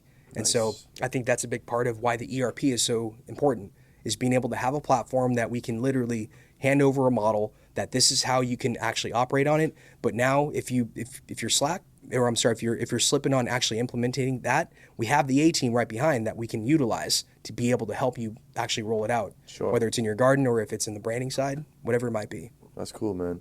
This is definitely one of the most evolutionary cannabis conversations I've had on the show yet, man. It's cool. It's cool to see where, who's leading the charge to push this thing forward, man. And that's going to trickle down to all aspects of the biz. You know what I'm saying? Thanks, man. I appreciate that. And, there's so much more that is in process. Like, there's a lot of seeds being planted, right? Like, I just want to find the good people to work with. I want to be able to lean into my strengths to offer solutions. And I think that's really where the Connect is, being able to kind of put everything together with the right people, put them in the same room, and let the magic happen. Yeah. Right? Because there's plenty of people that we'd be like, oh shit, I think they should be talking to them so we can create the solution together. Well, fuck yeah, that's exactly what the Connect is. So being, showing up, I see, and just being there, being at these events drives a lot of innovation. It drives a lot of challenge and curiosity. I love that word curiosity, man. Yeah. I've been really understanding about where my curiosity drives me to, and it's just I want to be able to find what is the best experience. Because my going back to my parents, my dad is one of my biggest reasons why cannabis and genetics. He dealt with a very gnarly car accident, so he lives in chronic pain. So medicinal painkillers and antidepressants and anti-inflammatory medications. I got him on cannabis probably about 3.5 years ago now. Okay. How does he consume? At first, he was just smoking joints, and he went in. I got him my burb. My bubbler from high school that my mom still had. Holy and she's like, yo, should he use this? I'm like, you still got that? Oh, she's like, legend, my parents supporters, right? Like, they're Mexicanos. They're never going to throw anything away. It's me and my pops. I'm the same way, dude. Yeah, I know my mom's going to chuckle. I'm a pack rat, borderline hoarder. So, he smokes out of the bubbler. Cool, but then, again, cultivating, my parents were also running R&D for the genetics that we were bringing in too. So when I asked them, like, I'm like, yo, can I pop a tent open into your garage? Like, why don't we just use one of these bedrooms? They live in a 5-bedroom house, and so we blew out a bedroom. And so down, bro.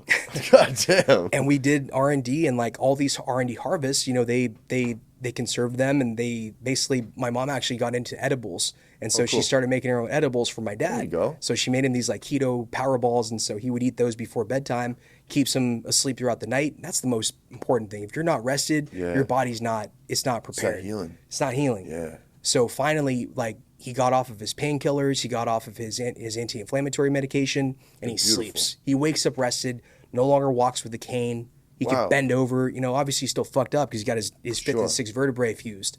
So pain management was one of those things that I was really focused in on. So getting my pops to try different genetics and different flavor profiles, I started to associate what was actually medical for him. What was helping him rest? What was helping him sleep? What was? I'm curious. So I'm going to break it down with 4 major profiles. Okay. Fruit, floral, fuel, and earth. Okay. Yep, I'm with you. So all 4. Fruit with earth, or fruit and gas. So interesting. This goes back to a lot of the compound stuff from the grape gas collection. Yeah. So there were, you know, when we rolled out the grape gas S1 and the glitter bomb, you know, like all of those specific cultivars that came from that progeny have worked really well with him. Oh shit, man. So yeah, man, it was cool to be able to give him something that I knew was going to help him. Yeah. And so that's so rewarding, bro. The continuation, evolution of seeing him improve, and just he's like regressed in age. It's crazy to see. Weed keeps you young, man. Really does. People trip when I tell them how old I am. I was like, bro, it's the weed, bro. Yeah. I'm telling you. You see, weed keeps the stress low. Stress keeps your fucking age low. No doubt. You know what I'm saying? No doubt, man. That's dope, bro. Yeah. That's dope. You know, life throws these little fucking signs at you, these little green lights. And I'm sure that was one for you. It was. With your father and just relieving him of pain and just, you know, that's just a whole nother reward in itself, man. You know what I'm saying? Man. Through this plant that we push, you know what I'm saying? It was, and that was, you know, again, going back to my experience with Node and Compound, you know, Chris Levitt was very influential in the way I saw genetics and how the clone selection process, obviously for commercial validation purposes, but now understanding progeny and why certain selections are making it through as we're analyzing the chemical profiles and the terpene analysis. So my ability to actually understand where certain progenies are heading or what we're looking for, again, I'm thinking about my pops, man. I want to be able to give that experience back to the community to be like, yo, this and this, I know we all have our own endocannabinoid understandings, but this has helped consistently. And as I start to be able to give him that narrative, I want to be able to find out, like, again, I would love for somebody to help to take that data or whatever it might be get us to the next level. And I think we're heading there, right? With legalization on approach, but you know, that's the biggest part, is just getting people together to speak about certain solutions that they can offer, because I know they're out there. I've come across a couple. It's just, again, execution. How are we going to take your thoughts and what you think you can offer into the actual process of executing on it? So I think a big part of that, again, is my love for genetics and flavors and aromas that translate, and then unique, right? Anybody can find one of those 4 profiles, but how do you find unique within those 4 profiles? You know, and I think that's the cool part of the hunt. It's like, how do we bring the next wave, bro? Like, it's the best. New age candy. My favorite part of it. Yeah, bro. And I've said it plenty of times on the show, bro. If we're going to park it on candy, man, let's just find new variations of it. Exactly.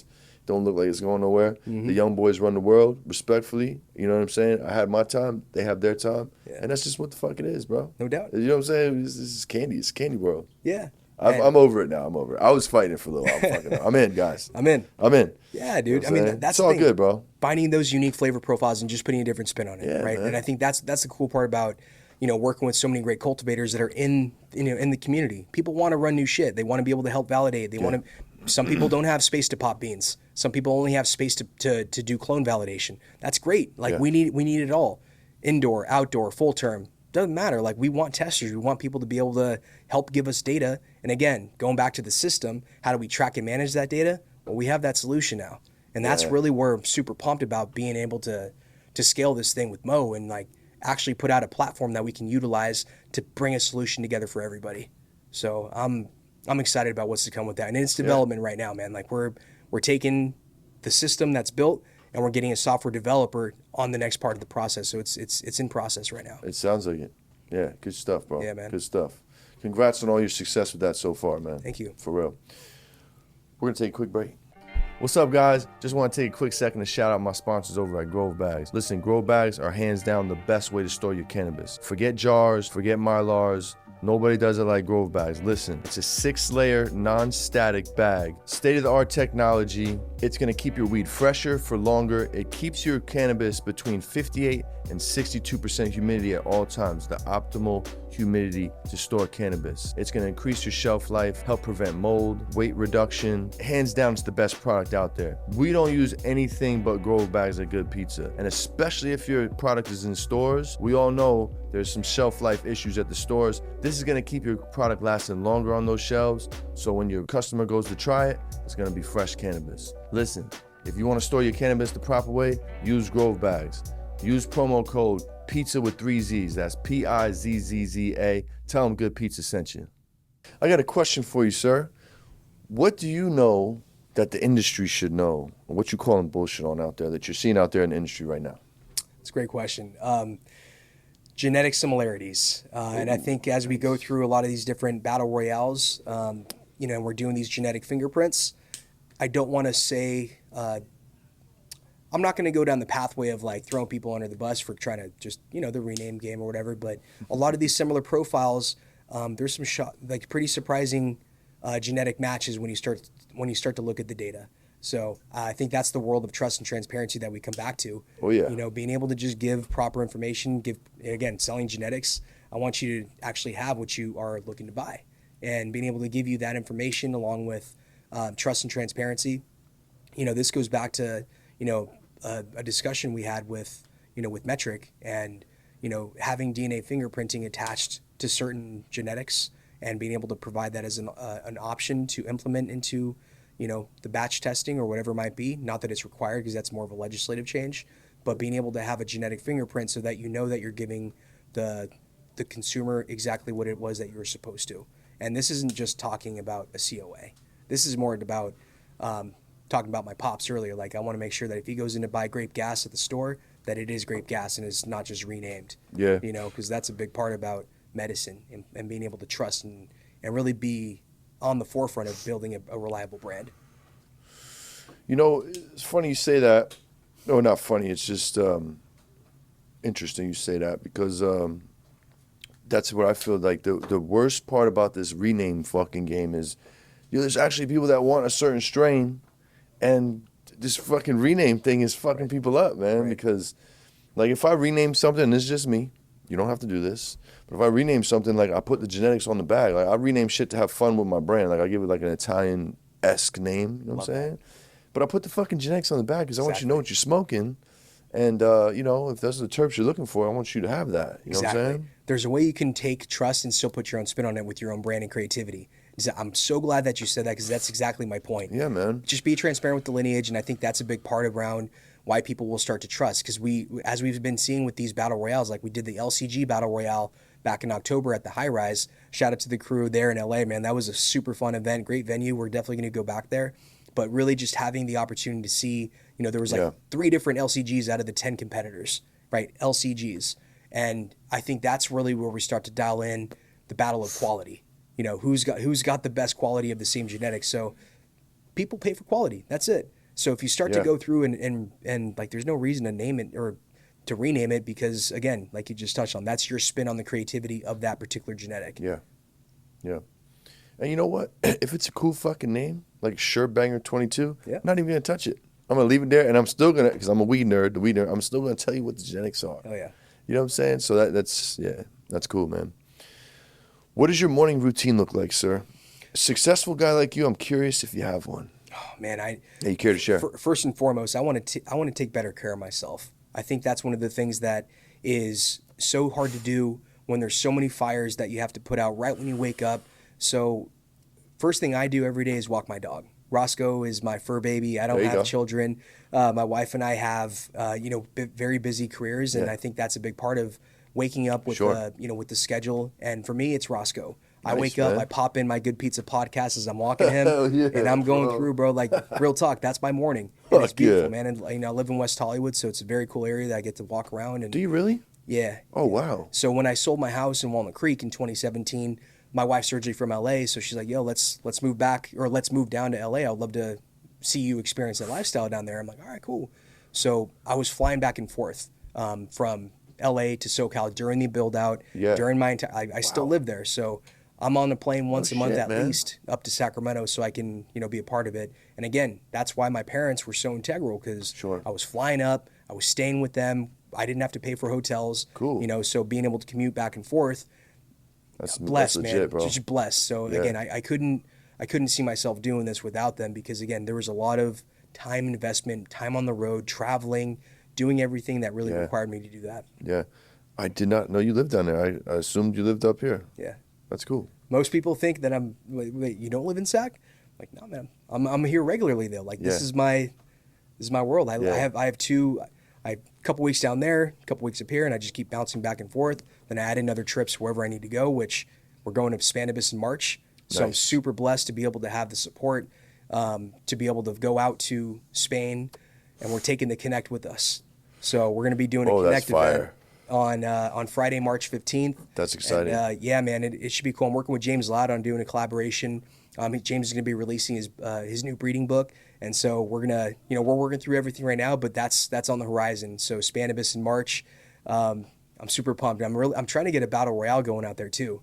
So that'd be cool. I thought about doing like the Battle of the Hazes or Battle of the Afghanis, but all I hear is that they all have the candies out there now. So it's like, yo, let's do a battle royale for candies. I'm like, oh shit, okay, like cool, let's do it. Whatever's clever, man. That's dope. So yeah, that's dope. Do you have any weird skills or life hacks you care to share with us? I'm an Excel spreadsheet nerd. I love reports. Nice. I am a spreadsheet junkie, and I think that's really where, yes, I do have a lot of skills, and I think just computer skills is one of them. And I think that understanding data at a certain level, because again, going back to my experience with the hospitality industry, I saw so much data, and I was able to disseminate it to be able to simplify it. And that simplification creates a narrative of approach, right? I want to be able to send you that solution. And I use that example of, hey, you're not buying can liners from me anymore. I think you should check out our can liners.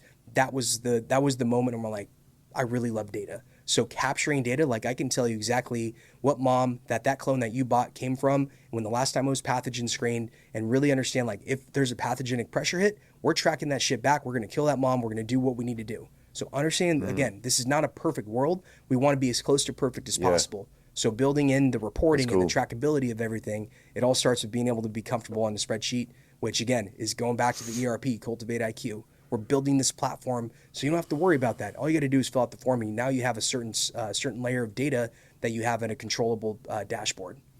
Nice, dude. And believe it or not, that is the second time that has come up as the weird skill. Yeah. First one was Dustin from Watson Supply Co. So I'm gonna hit you up if I need an Excel spread, brother.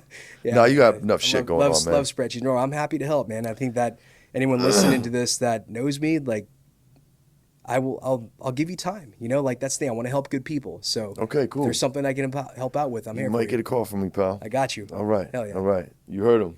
He's got me.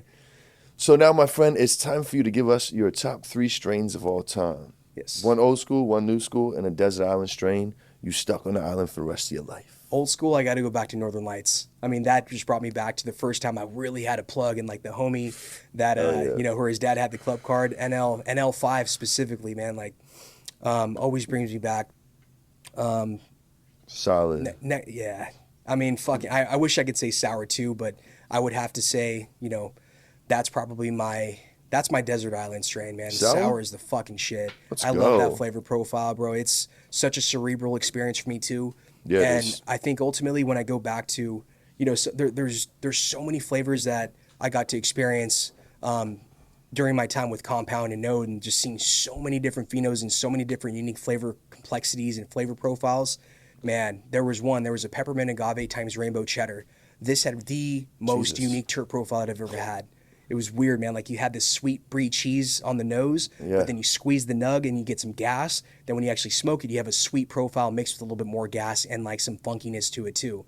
So it was like super multi-layered. God, and then you get a little bit of mint, like a little bit of that mint menthol-y kind of terp. So when you start talking, I mean, it's cool, man. So yes, again, there's so many cool genetics out there that I would love to be able to just, share with the world. But obviously there's a lot of stuff that just is not appropriate for the market yet. Yeah.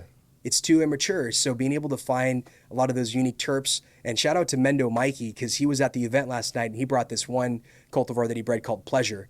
It's like a beautiful balance of Z with some old school funk to it and just a little bit of gas. Oh, cool, I was like, man. bro, this is the shit. This shit was smoking, man. She was super smooth, hella terpy, mouth coating. Like, bro, it was it was a work of art. So again, like there's a lot of stuff like that it's really hard for me to say like just one, because I've got to taste and really experience shit that no one else has ever tasted, that's never gotten out of the bank. Fuck, man. But yeah, sour is definitely another one. So you're taking sour to the island. What's something new you fucking with?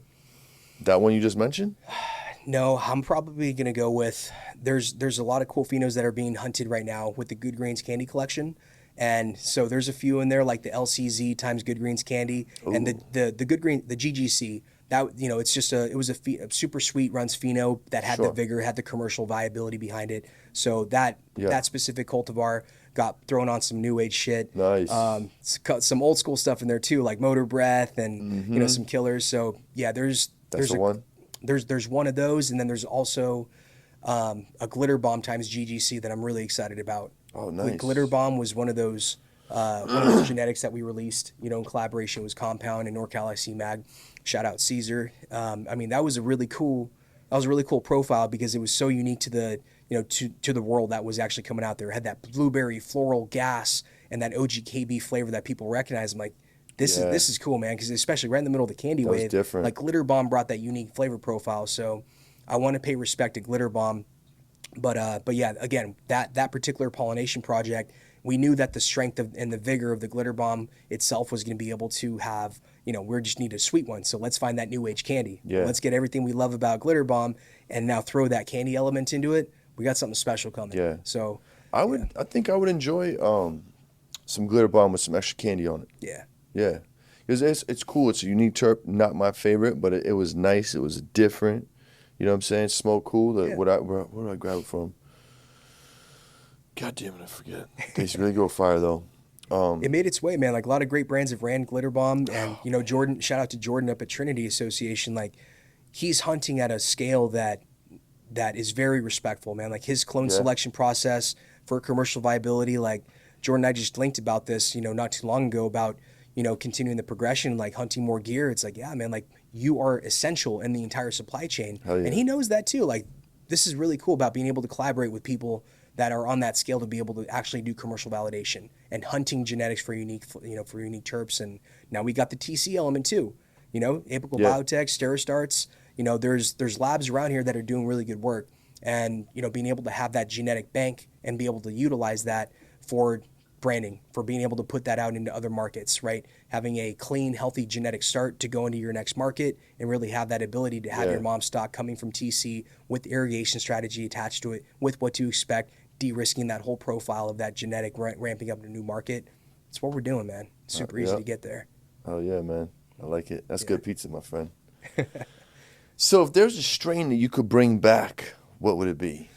Ooh. It's not in your library. It's not in any of your nurseries. Not in any of your friends' nurseries on the hill. It's gone. I mean, a little bit of a spoiler alert, but I would say sour, but we got something cooking on that one too. Come on, bro. Yeah, man. You promise?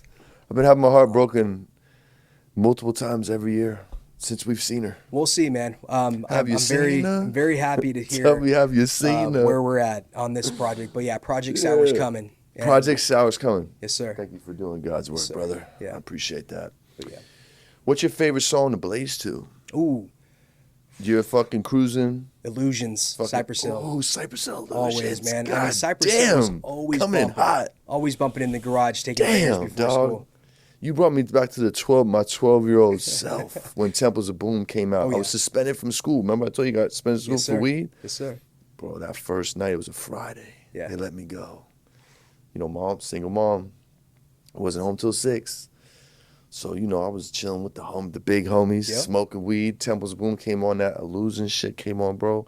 I was like, this is life, man. Mm-hmm. I just want to do this weed shit and thug it out and listen to fucking Cypress Hill, man. Fuck the world. That's it. At 12 years old, bro. Yeah. Temples of Boom, man. That was a great fucking album. And a great song to blaze to. Yes, sir. A lot of my younger blazing days was to that song. Yeah. Favorite place to smoke? I would probably have to go with the Sunset Marquee in West Hollywood. They got this nice little back patio area. Okay. It is a vibe, man. Like I don't know if nice.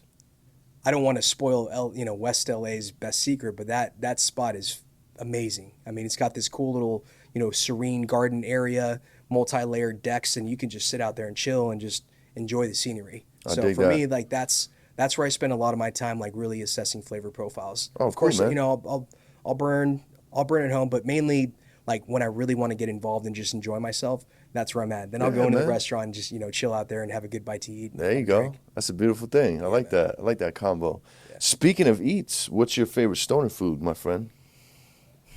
Tacos. I'm a tacos guy. And nice. Yeah, man. Growing up in a Mexican household, that's it. Nice. So first that's a fucking great stoner food. So now we're going to take it a step deeper. What is your middle of the night? You're just a scumbag and you know it. You see it, you're fucking finishing it till it's gone. Guilty pleasure snack. What pizza. You got? I'm going pizza, bro. Damn. Here's the thing about my freezer. I like this guy. I have a freezer of you know, it's stacked up with some good slices in there. Like, you know, really? In West Hollywood, we free got slices. We got some like a fucking gentleman. I like this guy. Yeah, bro. We've got a couple good pizzerias like Prime Pizza and Vito's. You know, Vito's Pizza in West Hollywood's awesome. Like really good New York slices. But that's the thing, man. Freeze a slice. Oh, slices. Slices. I don't fuck around, man. Like we'll get the large pie and we'll take down a couple slices, then throw the rest in the freezer, knowing that moment's happening. How long do they keep for? I've never done this. Oh, you can freeze them, man. I mean, the cool thing is like they don't last long in my house. We can like to reheat them. Like you could put them in a frying pan with a couple ice cubes and put the lid on top, and that really brings it back to life. You believe in this tech? Oh, I use this tech. You use this tech. Okay. It's no joke. So I tried it once, right? Yeah. There was an incident in my household I had to tend to. Sure. I had to cut the shit off because I'm not going to leave that burning while my son's tripping. You know, I had to come back, reheat it. I was like, oh, this is bullshit. I didn't do it all the way through, which is fucking obviously, bro. We're fucking heating with ice and heat. Like, we should probably just do it the way somebody told you to do it. You know what I mean? Yeah. Okay, cool. So this is a real thing. Absolutely. Cool. I believe you. But I am practicing intermittent fasting. That is my, again, talking about trying to just take better health or take better care of myself. I think that's the thing. Like, I try not to eat past a certain hour. Yeah, I don't have my first meal of the day one, until, that's a good one. 1 o'clock or so. But that's a good one, bro. Better behaviors. I've implemented, I stopped eating at 8 o'clock, 9 o'clock, hopefully 8 o'clock is my cutoff I try for. So I'm not going to touch food till at least 8 o'clock the next day. Just give myself 12 hours. And that has been working very well. Yeah. It ain't nothing crazy, you know? Black coffee in the morning is my toughest part because I love a little bit of creamer in my coffee. Yeah, I do creamer still. I cut the sugar, I do creamer. Yeah, yeah. Black's the way to go. You know what I mean? Yeah, man, I'm starting to appreciate a little bit more. You know, we have like an espresso machine and, you know, using good beans like Lavazza or something. That helps. You know, just really enjoying the flavor of that. But, you know, just got to try little things to make better life choices in your health. You do. Nothing else matters unless your health. Nothing, bro. Absolutely nothing. So check this out. You can smoke with two people. One that's dead, one that's still alive. Who you smoke with. And they have to smoke with you. So even if they're not smokers, they're smoking with Big Serge. Man. One of them is probably going to have to be Vicente Fernandez, El Rey. Yeah. Who's that? El Rey, man. So one of the most iconic Mexicano singers. And okay. This guy is probably... What you say back there, Ruben? This guy's probably been through so much shit and wild stories, man. Vicente is definitely one of them. Nice, bro. My parents are probably going to laugh their ass off. That's probably why Ruben's breaking my balls back there. He's like, yo, you don't Ruben know what the fuck that is? Yeah. What's the matter with you? Vicente, yeah, he's an icon. I'm fucking sorry, dude. Yeah. I know Hector Lavoe. Does that count? He was pretty raw. Yeah. Do you guys know who that is? I don't. See, you ain't grow up in New Jersey about a bunch of Puerto Ricans, dog. You know what I mean? I know a lot of Puerto Rican history. Yeah. Not Mexican history, unfortunately. Sure. I'm learning. I'm always learning. I'm an open book, baby. There you go. So we're smoking with Vicente? Yeah, Vicente's one and is my he other... deceased? Or still with us? No, he's still with us. Fire. Yeah. Nice. Who you going with? Oh, fact check on this. Vicente's gone, right? Oh, shit. Ruben with the fact checks. Vicente's gone. Thank you for, R.I.P., and that brother. was recent, right? That was like within the past... a year ago, I think, or two. Yeah, man, I'm tripping on I'm blazing this one for Vicente. Vicente. And then my other one was Anthony Bourdain. I think Anthony Bourdain, you know... Have a nice joint and a meal with that guy? No doubt, man. The love of food and cannabis like that would be an epic experience. So I'm going to let you slide with two ones that passed over. Who you going with alive? Because those were good ones. Ooh. Alive. Man, that's a good question. Man. I'm probably going to go with Be Real. I think Be Real would be a cool sit down and, Solid. you know, just, you know, understanding a lot of the flavor profiles that he's gone through, a lot of the gas, obviously, you know, like that's somebody that I think is doing great work in the game. Same. And yeah, man. So influential. Hell yeah, absolutely. You know, and I think just you know, there's a lot of cool things that can come of that, especially with like the collaboration side of things, man. I think that's really where we're going. Oh yeah, bro. How do you align with good people and just continue to do good work? Yeah, I mean, you already know it's a bucket list guest. Yeah. Shout out to the boys at First Smoke. They had their 100th episode with him. Was so fire, bro. Like there was a good episode. He really opened up on like his personal. I didn't know this guy fucking paintballs and shit like that. He's a cool dude, bro. Cool. You know what I'm saying? And I got in touch with Kenji. He's gonna come on the show. Hell yeah. You know what I'm saying? So maybe we could wiggle something, you know what I mean? Nice, man. Who knows? So, shout out your favorite plug from back in the day. Who took care of Serge? Ooh. You called, they answered, they plugged you. Oh yes. I'm gonna just call him by his first name. Oh yeah. Yeah, we'll just say Adam. Call him No, Bob no, if you no want to. government names, but we'll just say Adam was definitely a solid plug. Yeah. We had that 2 for $25 deal, always for the homie plug. Yeah. And we were always in the Two dubs? Oh yeah. 2 dimes? Oh, yeah. What was it? 2 dubs. 2 dubskis for 2 25. dubskis for 25. That was Nice. Yeah, always took care of us, and we were always in his garage, you know, taking bangers as well in there too, man. That's Like, right. It was cool. So Shout out Adam to always man. had him. Big up, Adam. June, you still fuck with Adam? You guys still friends? Yeah, we stay Still in connected like contact? Facebook Cool. every now and then. So June 16th rolls around. That's National Plug Day. You make sure you get him some. absolutely. A little $20 Venmo, a little joint, you know, Hell a little yeah. jar, whatever. Hell yeah. Take care of him, bro. Uber Eats him some pizza. Yeah, man. There you go. Like a real gentleman. That's the move. Yeah, that's the move. Nobody will be mad at you for that. So what's the best and the worst advice somebody ever gave you? No particular order, whatever comes to mind.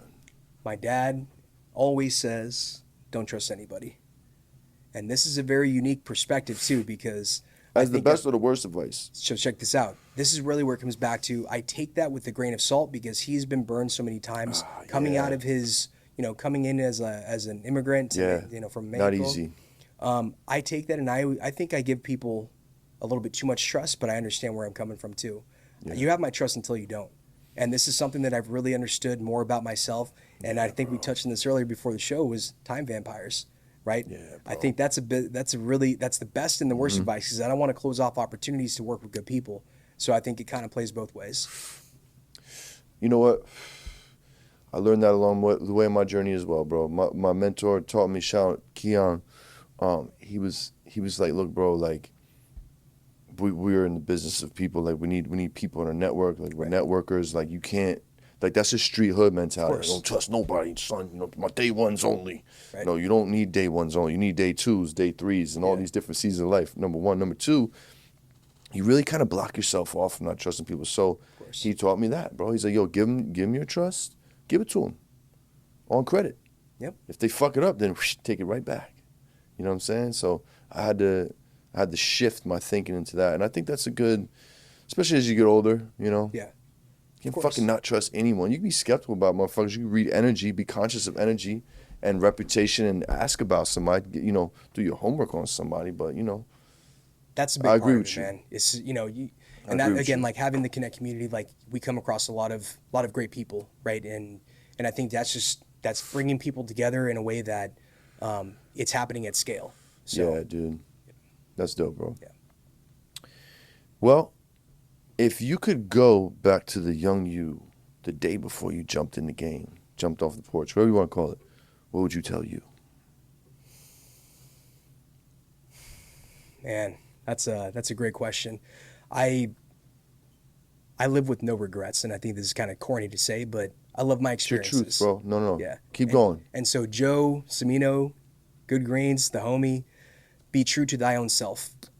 And I think that was a big part of my reality. Like Joe and I started working together. I sold him cuts, early 2020 when, he fired up his facility in DTLA.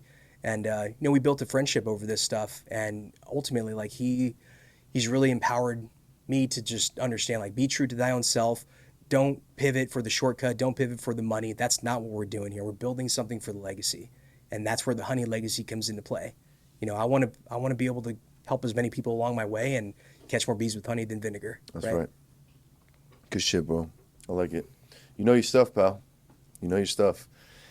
This has been an awesome episode. Before we get up out of here, we're going to fire some rapid fire questions your way. One word answers. Try to keep them one word.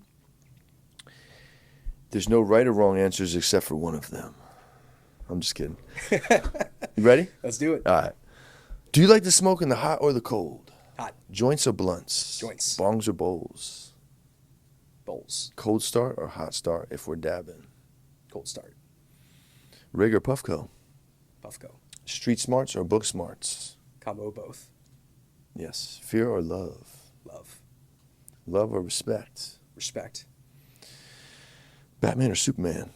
Superman. Haze or sour? Sour. My man. Nas or Hove? Hove. Street Fighter or Mortal Kombat? Mortal Kombat. Regular doinks or hash holes? Regular doinks. Pass that shit or I'm smoking this to the face? I'm smoking this to the face. Favorite Ninja Turtle? Leonardo. I can see that quality in you, sir. 80s or 90s? 80s. Coke or Pepsi? Coke. NorCal or SoCal? Fuck. You've lived in both, sir.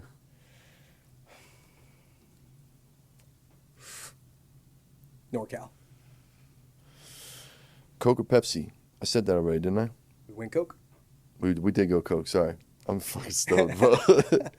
Pizza or tacos? Let's get serious. Tacos. Ooh. So, It's all good, bro. Pizza with pineapples or no pineapples? I'm going to go pineapples. He's going for it, folks. Tacos or burritos? Tacos. Beach or snow? Beach. In-N-Out or Five Guys? In-N-Out. Cheetos or Flamin' Hot Cheetos? Flamin' Hots. The Wire or The Sopranos? Sopranos. All right.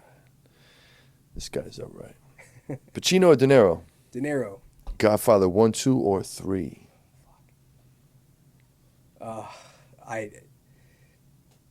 Two. It's a good answer, bro. It's all good, bro. It's so hard. I wanted to just say all of them, but fucking two. Okay, I know I said one-word answers, but we're going to break for a second. How do you feel about 3? You like it? You hate it? It's not that I hate it. I just didn't want to watch it again. I like that answer. I haven't gone back to watch You it. kind of so won and done that one. Yeah, You that's kind of won okay. and done that one, no doubt. Automatic or revolver? Automatic. You have to smoke Disney cards or last year's outdoor for 1 month. What are you going with? Last year's. Oh, painful. Most do. Jack or Blue Dream for the rest of your life? Blue Dream. You're lost in the woods. You get a pack of matches or a hatchet for survival. What are you going with? Hatchet. Naked or afraid in the Amazon or on an island? An island. If you could bring back one dinosaur for your pet, what would you choose? And it ain't gonna like fucking Pterodactyl.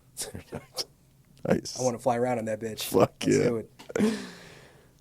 You're stranded in a forest fire, or you're stranded on a sinking ship in shark-infested waters. What do you choose as your destiny? Forest fire. Body shot or face shot by Mike Tyson? Brutal. Face shot. You have to box Mike Tyson in his prime or MMA with Francis Ngannou. What Francis. I used to grapple for 10 years. do you do? Okay. I'm down. You're savage, bro. Shot of 151 or a hot dab? 151. Gelato Runs Terps or OG Gas Terps? OG gas terps. Tupac or Big? Tupac. Big L or Big Pun? Big pun. Wu-Tang or Death Row? Death row. Nice. The man knows his shit. And I think you're the first person that survived rapid fire with one-word answers. Well done, all right. sir. Thank you, sir. Well done, sir. Proud of that. Yeah, man. No. So before we get up out of here, I'd love to share with people the power of networking. You know, how do we meet? And who do you know that I should get on the show? Sure. So how did we meet, bro? Was it I at an came Emerald up to Cup? you. No, I came up to you at the Transbay Challenge. Transbay last year. Challenge, yep. I gave you some flour from Yeah, Compound. yep. You know, Thank you, we bro. had some. By the way. I think there was like the rose gold runts, and Yep. there was something else in there too. Maybe Was there glitter bomb or grape gas? I think there was a grape gas S1. Yeah. Yeah. I think so. I fresh remember that batch, one. yeah. Yeah. Yeah, that shit was fire. But yeah, so that's when I think that was the first time we met. But Yep. you know, Bobby Baggs was like, "Oh shit, you're going on Good Pizza. That's what's up." So Shout out to Bobby Baggs. yeah, man, Tim's the homie, dude. Like, Hell yeah. He's been so, he's been a great part of the Connect community, and you know, folks like Kevin Crouch and you know, again, Joe Smino, like these guys have been with the Connect and being able to just get up there and share information for such a long time. You know, like that's the cool thing. Like we're not I think the word consultant has got such a bad terminology behind it, bad reputation. Yeah. It's like, you know, there's plenty of people out there that are trying to offer solutions, but they just don't have the experience to offer. And I think that's one of the things that a lot of the industry has come across right now, is that there's just so much, there's so much unfucking to do to the space where people have come in with this master grower mentality, and like, they don't know what the hell they're doing to begin with. So yeah, right. That's why we want to put out so much good information. It's like, yo, this is the team, this is the A team that's been doing this and you know, at scale, so we can help you. That's where, again, going back to the ERP comes into play. We'll have a platform that you can utilize to just implement, and if you want to pay for the time from the team that actually built this thing, we're here for you too. You know, so it's just being able to plug and play. Yeah, that's so cool, man. It's so cool you guys are doing this for the community, man. Good for you guys, bro. For real, big up. For sure, man. And it's a big part of, like, you know, supply chain management as well, and being able to work with the suppliers that want to work with good people and be able to provide their solutions at scale. Yeah. And, you know, I think somebody that I really would love for you to get in contact with to talk about is Mo. I think Mo Korshid has a great vision of what's happening in commercial cultivation, dialing in quality. I mean, that's no doubt. That's where this whole thing comes back to play, man, is how do we replicate this in other markets and being able to do this in a global platform. That all starts with the, you know, data and management. Yeah. You cannot manage without measurement. That's a fact, bro. That's a big part of why we're focused in on providing the solution and being able to work with great partners too.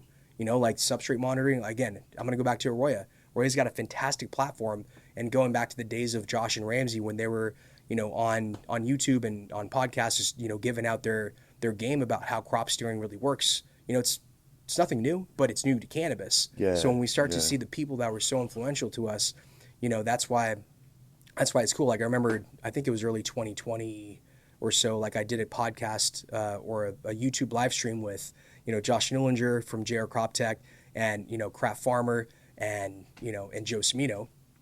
And I was the one in the room that was like super green on the crop steering. So I was not afraid to ask the dumb question. And I think that's really what sparked my curiosity to continue going and learning more about this stuff. So. Yeah, good for you, man. So you recommend Mo to come on the show? I recommend Mo to come on the show, man. I think Link you get us a up. really cool perspective. Absolutely will. Yeah, link us up, man. So before we get up out of here, anything that you would like to plug at this point, or where we could reach into our network and help you, man, please do so at this point.